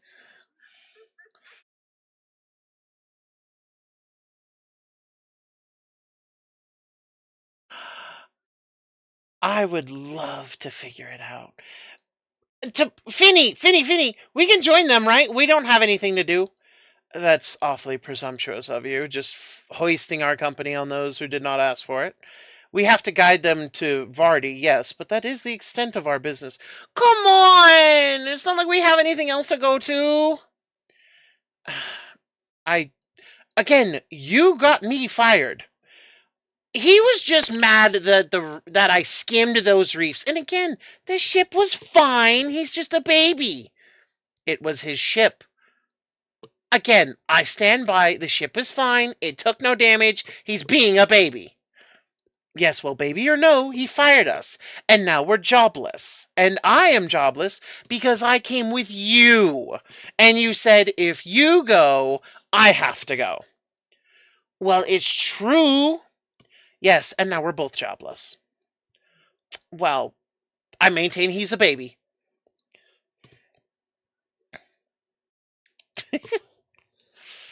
I still insist he's a baby. And she looks at Niefta. So can we hang out with you for a while?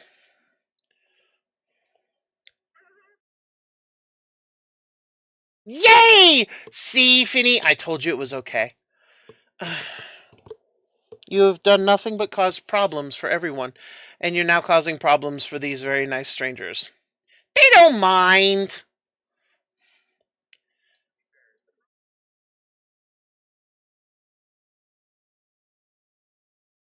She just, her eyes just squint at you. I don't know that I like you.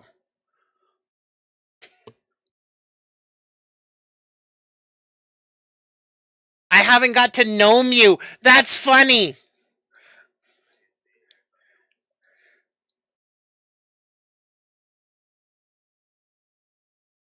Did he not say gnomes? No, he didn't. Oh, I must have my drunk ears on. And she tilts her head like trying to get something out of her ear. I did. They're out of alcohol, so we have to move on, Finny. Did you at least pay for it? Of course I paid. I never stiff a bartender. That's rude. And they're so nice. They give me alcohol.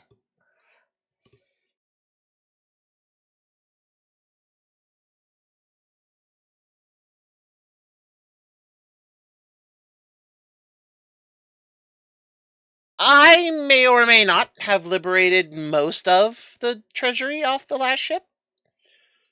Don't confess to crimes without actual evidence against you. Oh, right.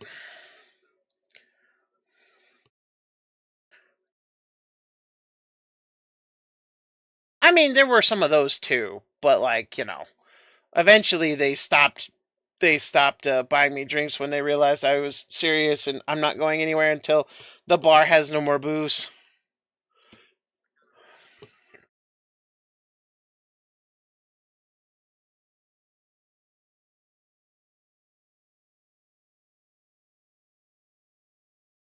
It's fine. It's fine. I mean, our last captain was a dick. He was so rude all the time and wouldn't even let me have grog. Like, I'm supposed to have grog. That's why I took the job.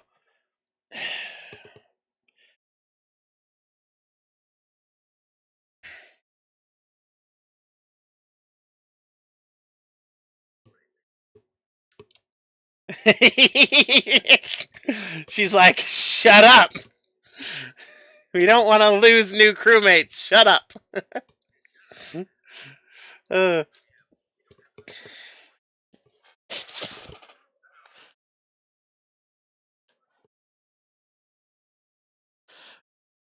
but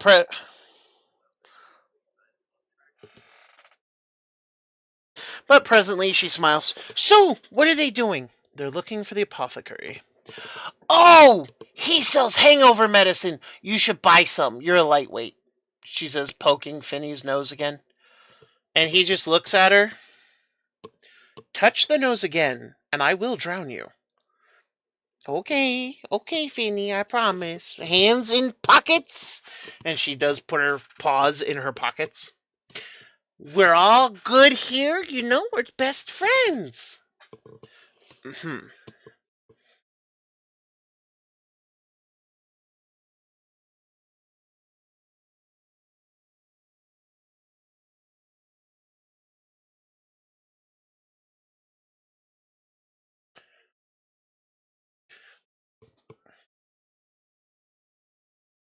Wait, you said what, Skull?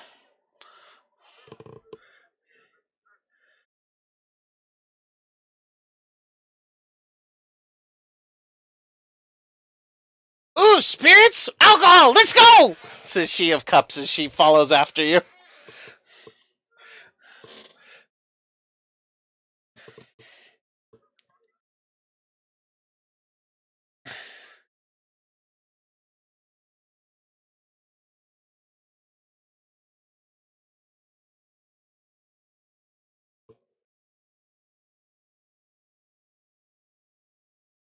She just kind of cackles as she like stumbles after you. And he just Tobias just, well, good to know she's found pleasant company. Do forgive her. She is quite skilled when it comes to her actual job.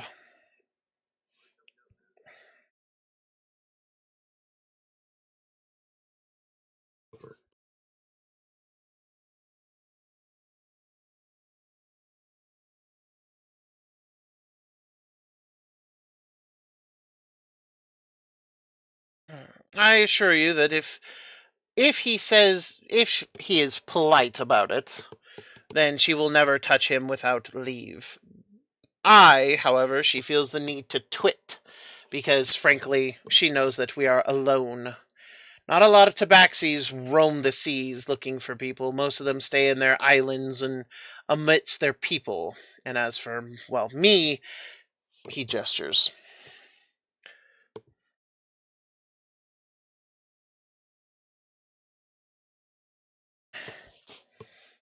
Tessa, what?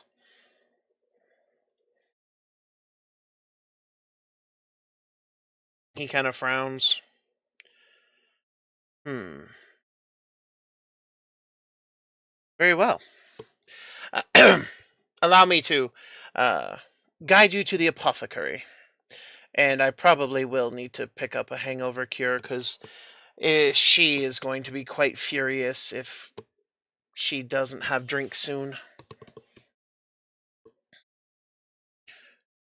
Mm. And he guides you. He brings you to a little shop called. Um, Give me a second. I actually have a name for it.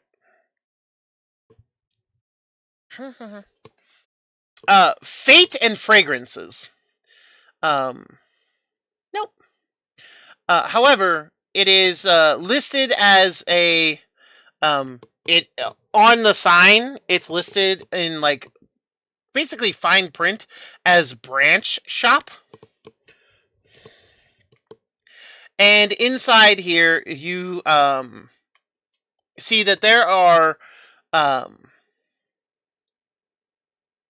and actually, Niafta, you would know this, mostly because your family would know it. But Fate and Fragrances is like the name when it's talking about cosmetics and perfumes and colognes and that kind of thing. Um, as a matter of fact, they craft exquisite perfumes, colognes, as well as hair dyes, um, coloration agents for the skin. Some of your ancestors used a lot of it. Um, but they have all kinds of regular potions and other things as well. Their alchemists are fairly talented. And the tiefling woman running the shop kind of smiles. Welcome to Fate and Fragrances. My name is Lovely. How may I help you?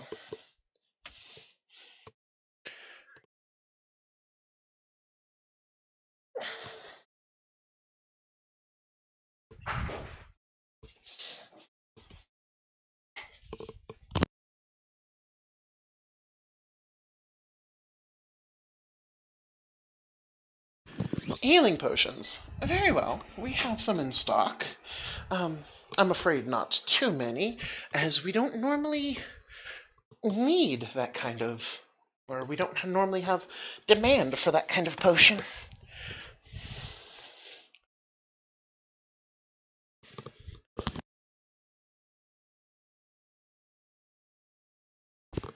Yes, you definitely look like adventurers of a fashion. Ah, I have 3 on hand.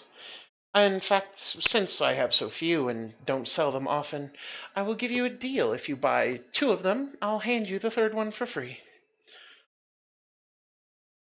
50 gold apiece. And she smiles, handing you the 3 standard healing potions. Um, and she counts the gold.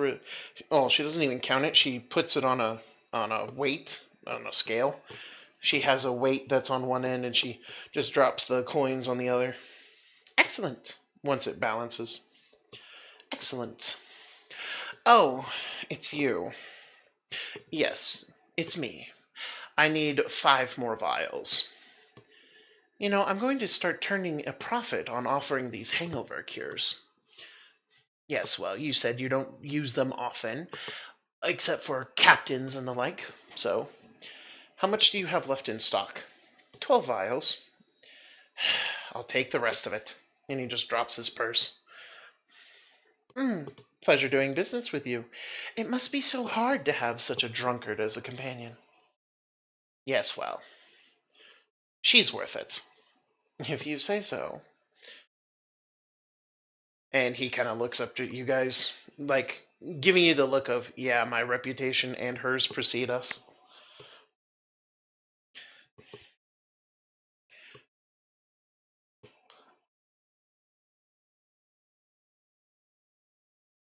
Right? But, again, um, but with that lovely kind of looks. And you, my dear, did you come here for some cologne or maybe something to freshen up your color? She says, smiling. After all, a good little bit of color to offset your already natural beauty will definitely have heads turning.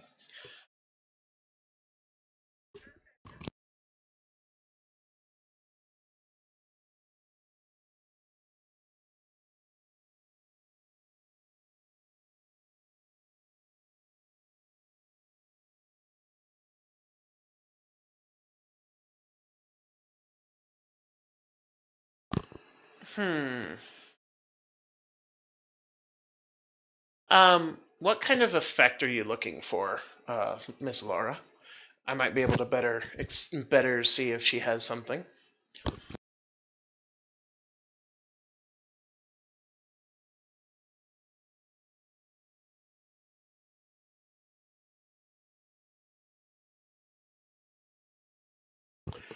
Ah, yes, yes, yes. Um, she guides you to a set called the um, top of the line beauty standard. Um, it is a series. It's a basically a makeup kit. Um, and for 50 gold pieces, if you spend 10 minutes applying makeup and using this kit, then um, you will have a it's a +5 to um, persuasion and charisma checks for the next, I believe it's uh, until your next short rest. She shows you another one that is basically it's called the Royal line, and that is again it's another kit that's 250 gold pieces. And if you apply makeup for 10 minutes, then you will have +5 to charisma checks for the next until your next long rest.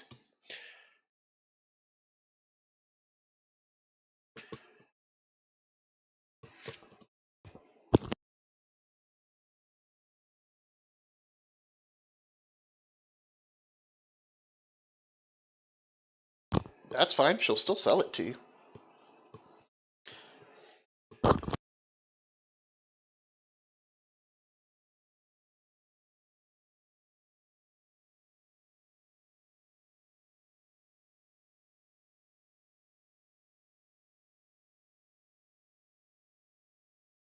Well, again, a short rest could also be considered half a day.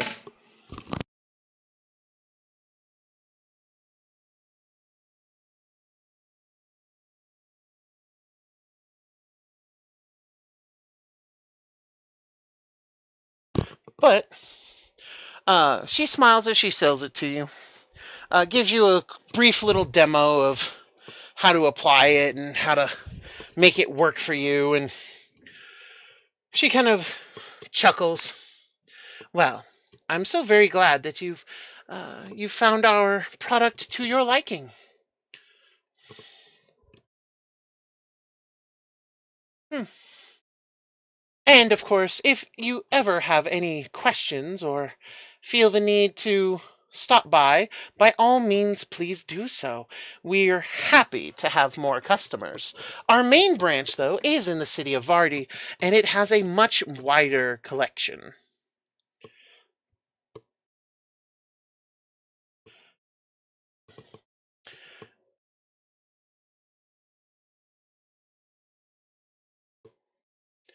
I'm sorry, you cut out there.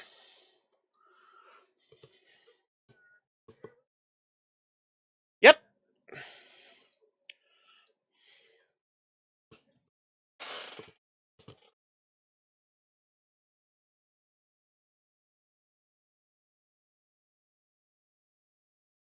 yep. Ouch.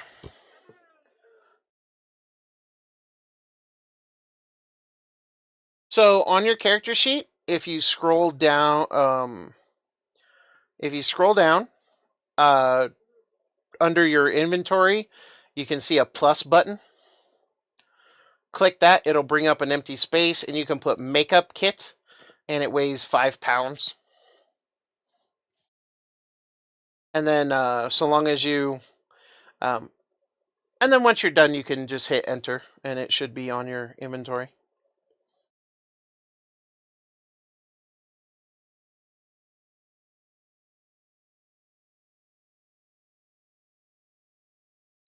Uh, yeah, further down, further down.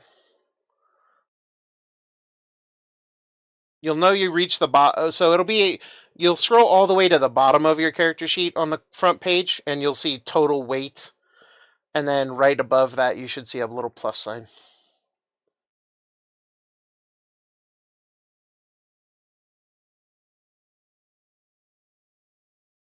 Yep. Makeup kit.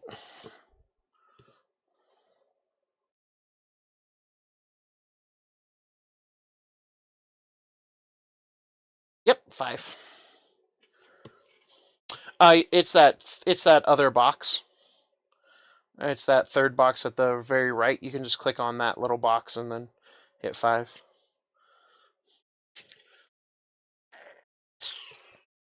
But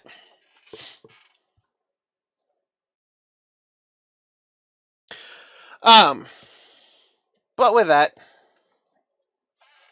you are all kitted out. Tobias just kind of sighs as he exits with you, and you see him like wiggle his nose, and you hear a slight little pop as whatever he was doing to it seems to run out. Ugh, much better. I do.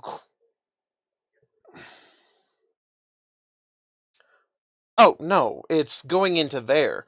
There's so many scents and smells that, frankly, it's appalling.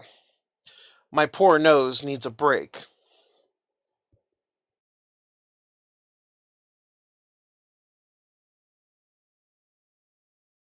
I imagine not, but it's quite all right. So, shall we head back to your ship for now?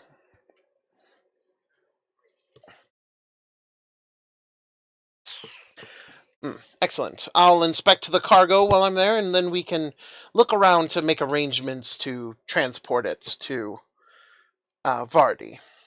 And I can, of course, talk to the harbor master to extend your duration.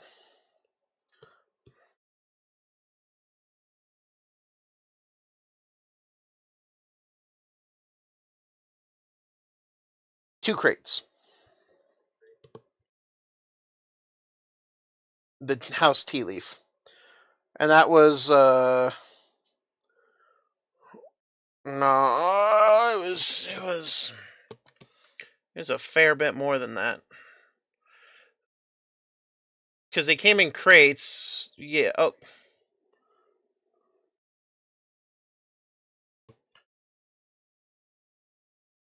Mm-hmm.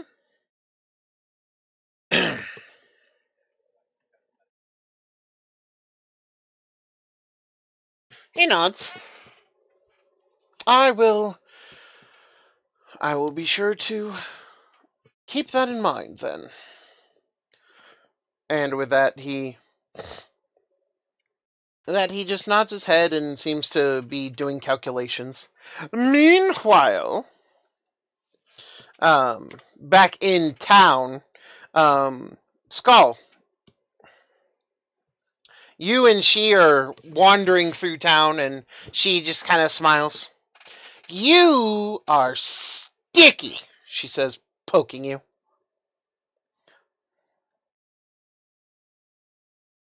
Your cheek.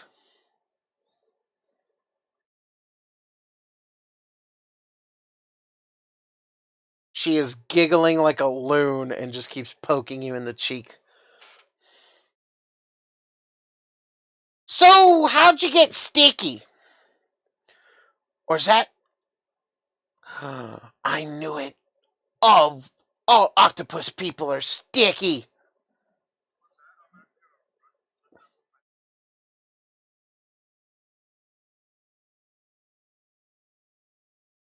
Ew, it's sticky. Get it off, get it off, get it off. And she's like flailing about wildly. Ew, it's sticky. Get it off, get it off, get it off.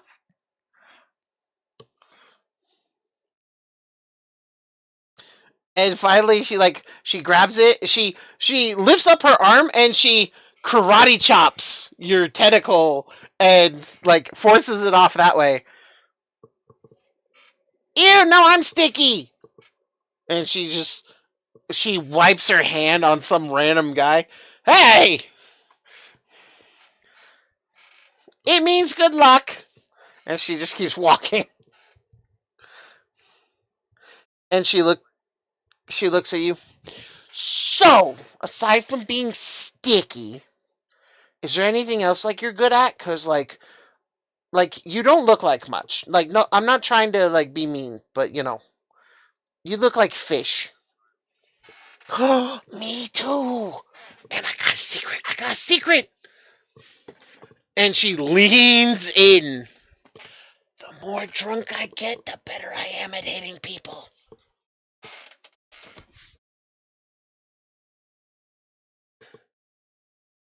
Yeah, I can, and she takes up this interesting stance. Her paws come up like in front of her chest and like her neck, one slightly higher than the other, and she's like leaning back.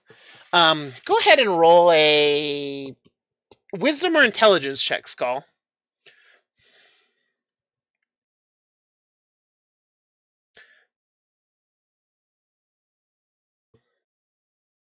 That's a save, not a check.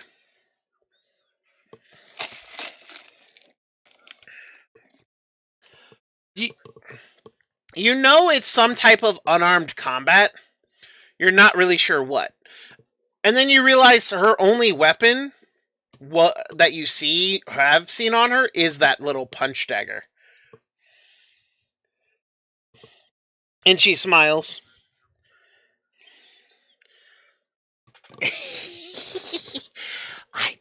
I don't hit with it because it's not fun. I only use it to threaten people because frankly if I want to hit somebody, I use my fistisis. And I boop and she lashes out and it is a very like even though she's drunk and playing, it was hard to track that move. And she just Wah!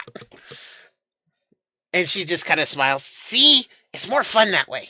They never expect me to hit them in the face because I'm drunk. They think I'm seeing doubles. I'm not. I'm seeing quadruples, but I still know which one to hit.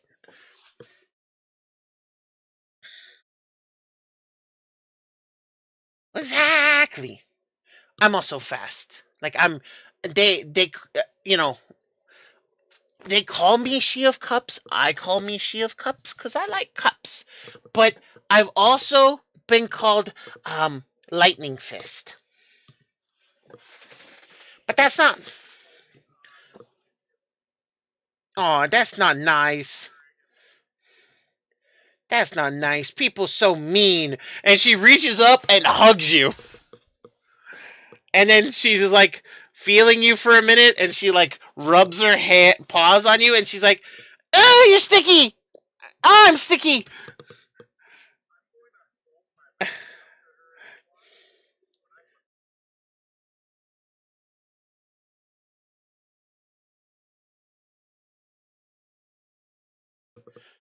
Ooh, it's so pretty. I like the blood.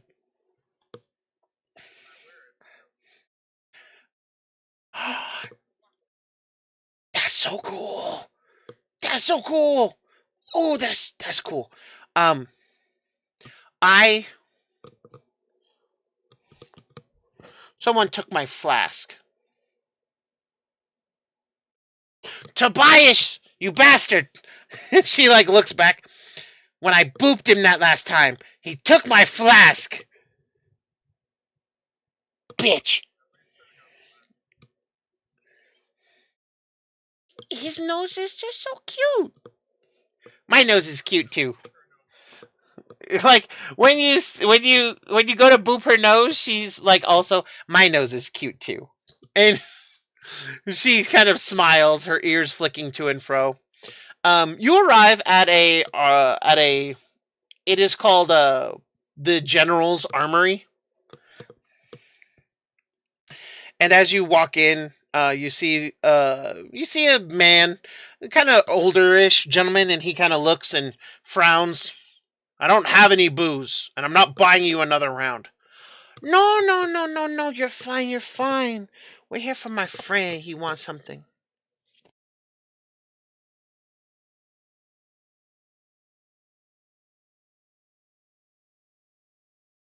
Uh, Fair enough.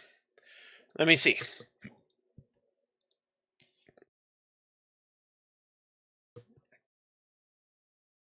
He looks.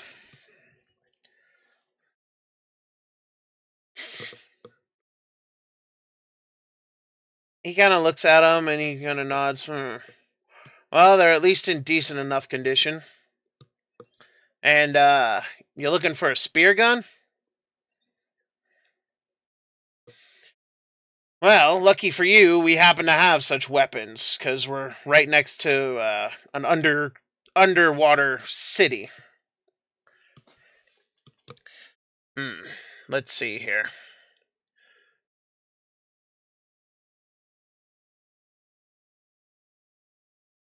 Hmm.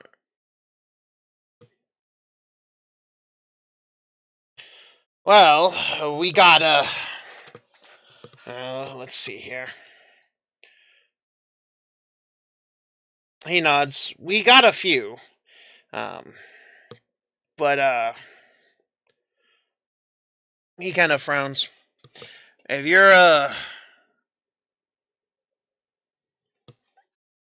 looking to really hit something, then you're trying to probably looking for a heavy spear gun. But we do have one or two hand spear guns, but they're incredibly valuable, hard to make, so cost you a bit more.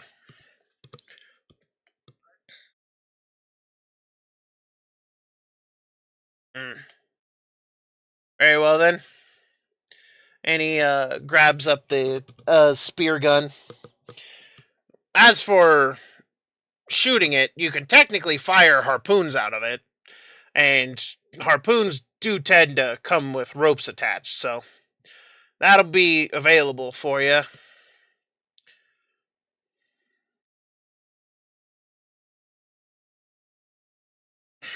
Alrighty. So heavy spear gun will run you. Let's see here. And he kind of like folds his arms, kind of frowning. Heavy spear gun will run you 50 gold. As for the harpoons, let's see here. They have harpoons listed as an item, but then don't have a cost. What the fuck? Or am I just missing it? Am I just stupid? I might just be stupid. It's not likely that that's the case, but...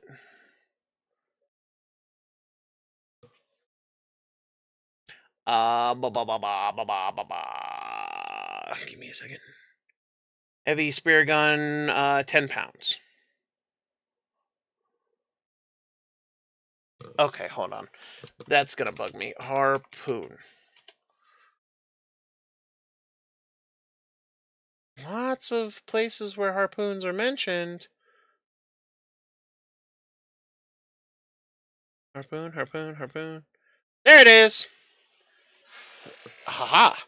I'm blind, not stupid. A harpoon is 2 gold apiece. And then again, technically, because it is listed as a spear. Like a harpoon is a barbed spear. A spear gun is designed to shoot spears. Though technically shafts, but again, I'm allowing the heavy spear gun to shoot actual spears because it just makes sense. So long as the spear has a thrown property.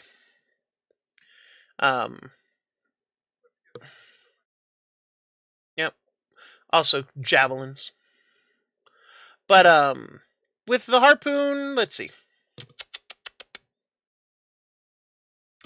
And again, it's only the heavy spear gun. I'm not letting the light or the hand spear gun shoot a harpoon like this. So it's 2 gold per. You're trading in five javelins and a club. He'll give you 2 harpoons for that cost. Mostly because javelins are silver pieces. And then a club is, again, silver pieces. With what you're getting back.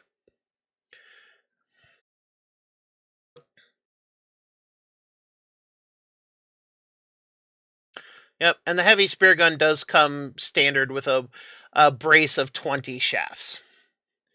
So you do have 20 existing shafts that you can just fire.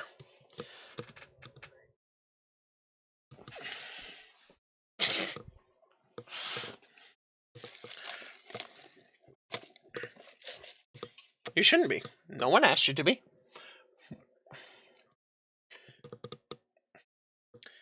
It's okay. Yep. Harpoons are D6s. Spear gun is a D10. Should be in one of the books I sent you.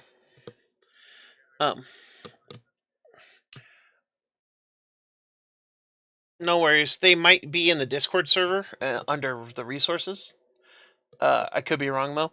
And you're looking for Under the Seas of Vodari for that one. The UTSOV. So that's where you're gonna find it. But with that end of the business done, he just kind of nods his head. Very good. Glad to be of assistance. And as for you, he points to she who points at herself. You owe me 2 gold pieces. I'm afraid, good sir, you bought me those drinks under false assumptions that I would go somewhere. But I told you straight up that I wasn't leaving the tavern until I drank it dry. And I am a feline of my word. Goodbye! And she walks to the door, slams against it, ow, and then opens it, and then walks outside.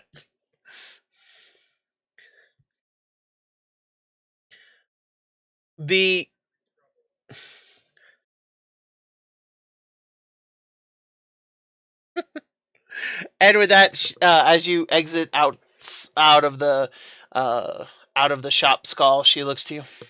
So, to your ship then, because I imagine we have to do the work and inspect, and I think that's where Finney's going, and he has my flask.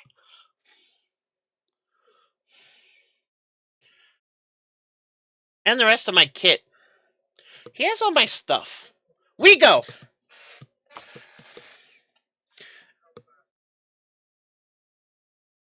She smiles. Are we racing? Are we racing? Is that what we're doing?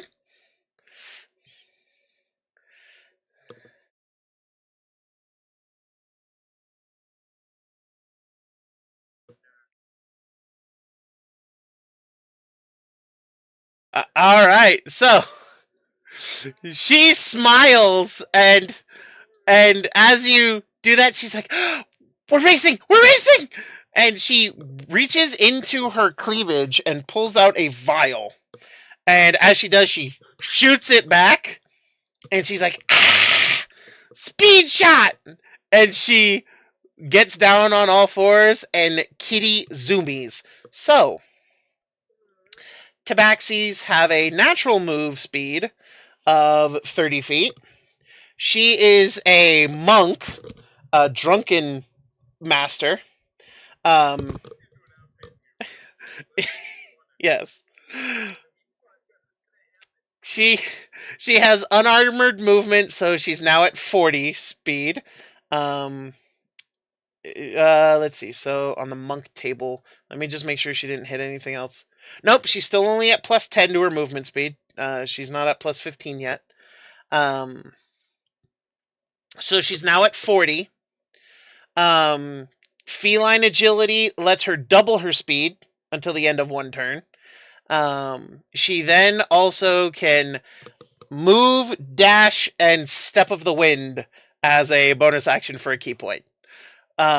Which allows her to take the dash action again. So that's 40. That's 44 times. So, yep. So 160. So you, yep. At the speed of fuck off. And here's the hilarious part: is she's like, "We're racing, we're racing," and she speeds towards you, and she's not running a straight line. She is zigzagging. She is drunk as shit sprinting. Like it'd be like if Sonic the Hedgehog was drunk and trying to stumble home at the speed of fuck.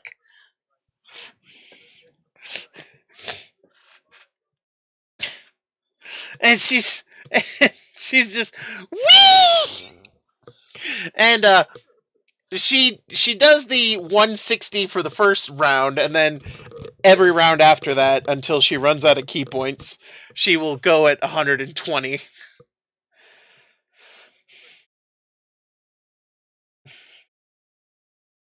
No, she's as you guys arrive at the ship, she keeps going until she jumps into the ocean. Or rather, I should say falls. Because she tries to stop herself, like skid herself to a stop, and she just keeps sliding. Oh yeah. And she splash! And you see the two of you caught the last bit of that as Skull is like racing this tabaxi, and you just see this gray streak just and Tobias is just, oh no. Nope. She face planted.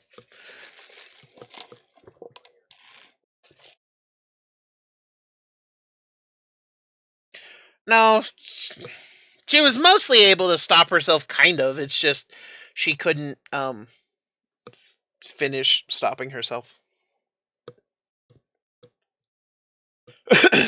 But even so.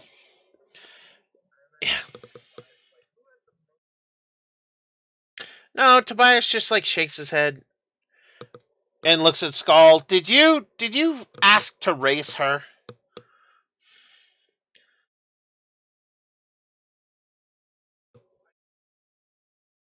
So the answer is yes. To her, you did. Okay, got it. And he looks as she just like claws, like again, it's like a horror movie. You just see her claws just come up and like drag into the wood, and she pulls herself up with just her foreclaws, and she looks like a drowned cat, and she just I hate the ocean.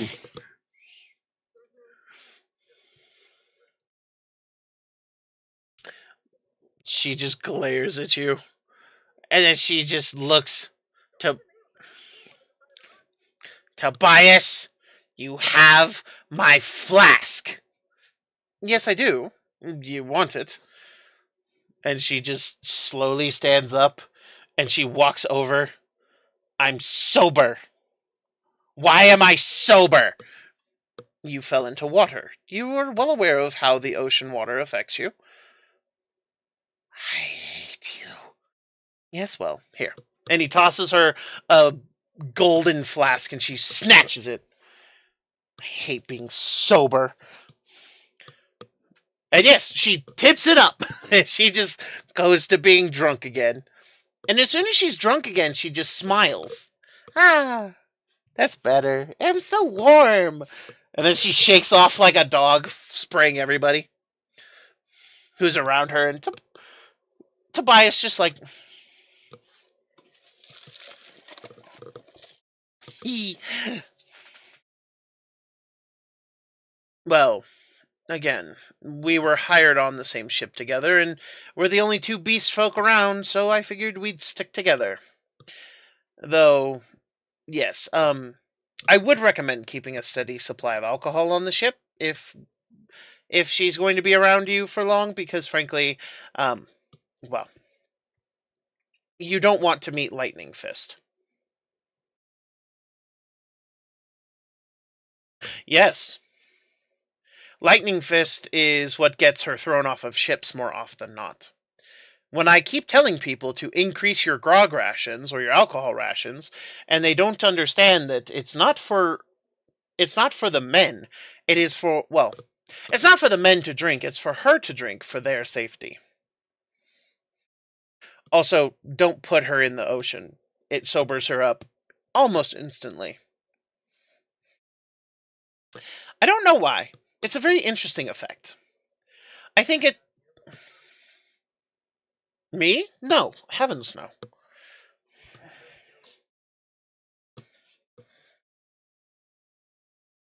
Mm. It's, it's entirely possible. But, again, he kind of shrugs. It's just my advice. Now then, let us arrange transport for these crates, and let us head to Vardy on the morrow. I imagine it'll take the better part of today to organize the carriage to take us there.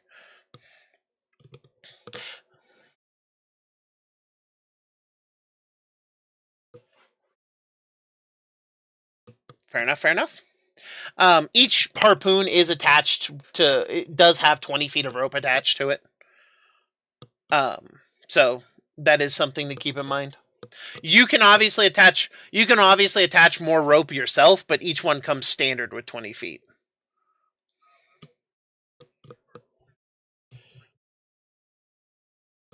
Right. And if you use the harpoon, it would be a D6, but it would have the range. Oh yeah. But it would have the range of the spear gun, and if you had enough rope, you could still follow most of the harpoon's rules for pulling people in. Um, but with that being the case, that is where we shall end today's session with two new potential crewmates. Tobias Finwhistle, the magical helmsman, and She of Cups, the drunken master bosun. Again, there's only two types of monks I've ever wanted to make, and one of them is the drunken master, because I I love those old Jackie Chan movies, the Drunken Master. Those were great. Um, and he was so cool in Forbidden Kingdom with the drunken fist. Um, but with that, we shall go ahead and wrap up today's session. And again, I couldn't do this alone. I couldn't do this without my fantastic cast of characters. Even though there were only three, we still seemed to have a good time. And I certainly enjoyed it. And I've been waiting to introduce these two for a while. So, um, but with that, of course, I couldn't do this alone. And to those of you who are watching on Crowlot's channel, he is, of course, right next to me, my brother, Mr. Crowlot, playing Skull, our Leviathan Hunter octopus person.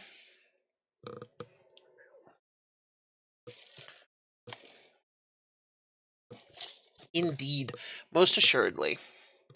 The ever lovely Niafta playing our bard captain of the Vessi's Mercy, Tiefling.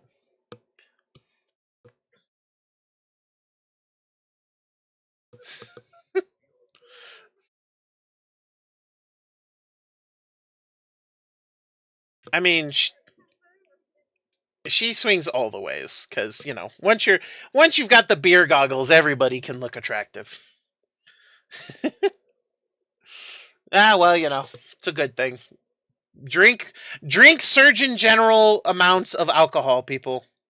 You don't want to go home with someone who you've been wearing beer goggles for, because then you'll end up in a Coyote Ugly situation. To those of you who know that movie and know the joke, you're awesome. And last, you want to chew your arm off rather than wake up the person. That's Coyote Ugly. It's even said in the movie. That's why she named it that way. You ever gone home drunk with a person and you wake up the next morning and they're laying on your arm and you realize that they are so ugly and so uninteresting that you'd rather chew off your own arm to escape than wake them up? That's Coyote Ugly. I'm sure I have been someone's Coyote Ugly moment. It's okay. But and last, but certainly never least, is Mr. Vex playing our Yuan-Ti Discovery Paladin, Mr. Valor Wakewalker.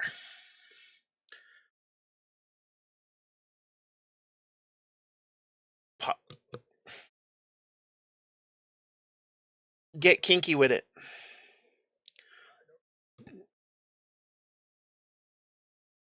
I mean, consent is always key. Always key.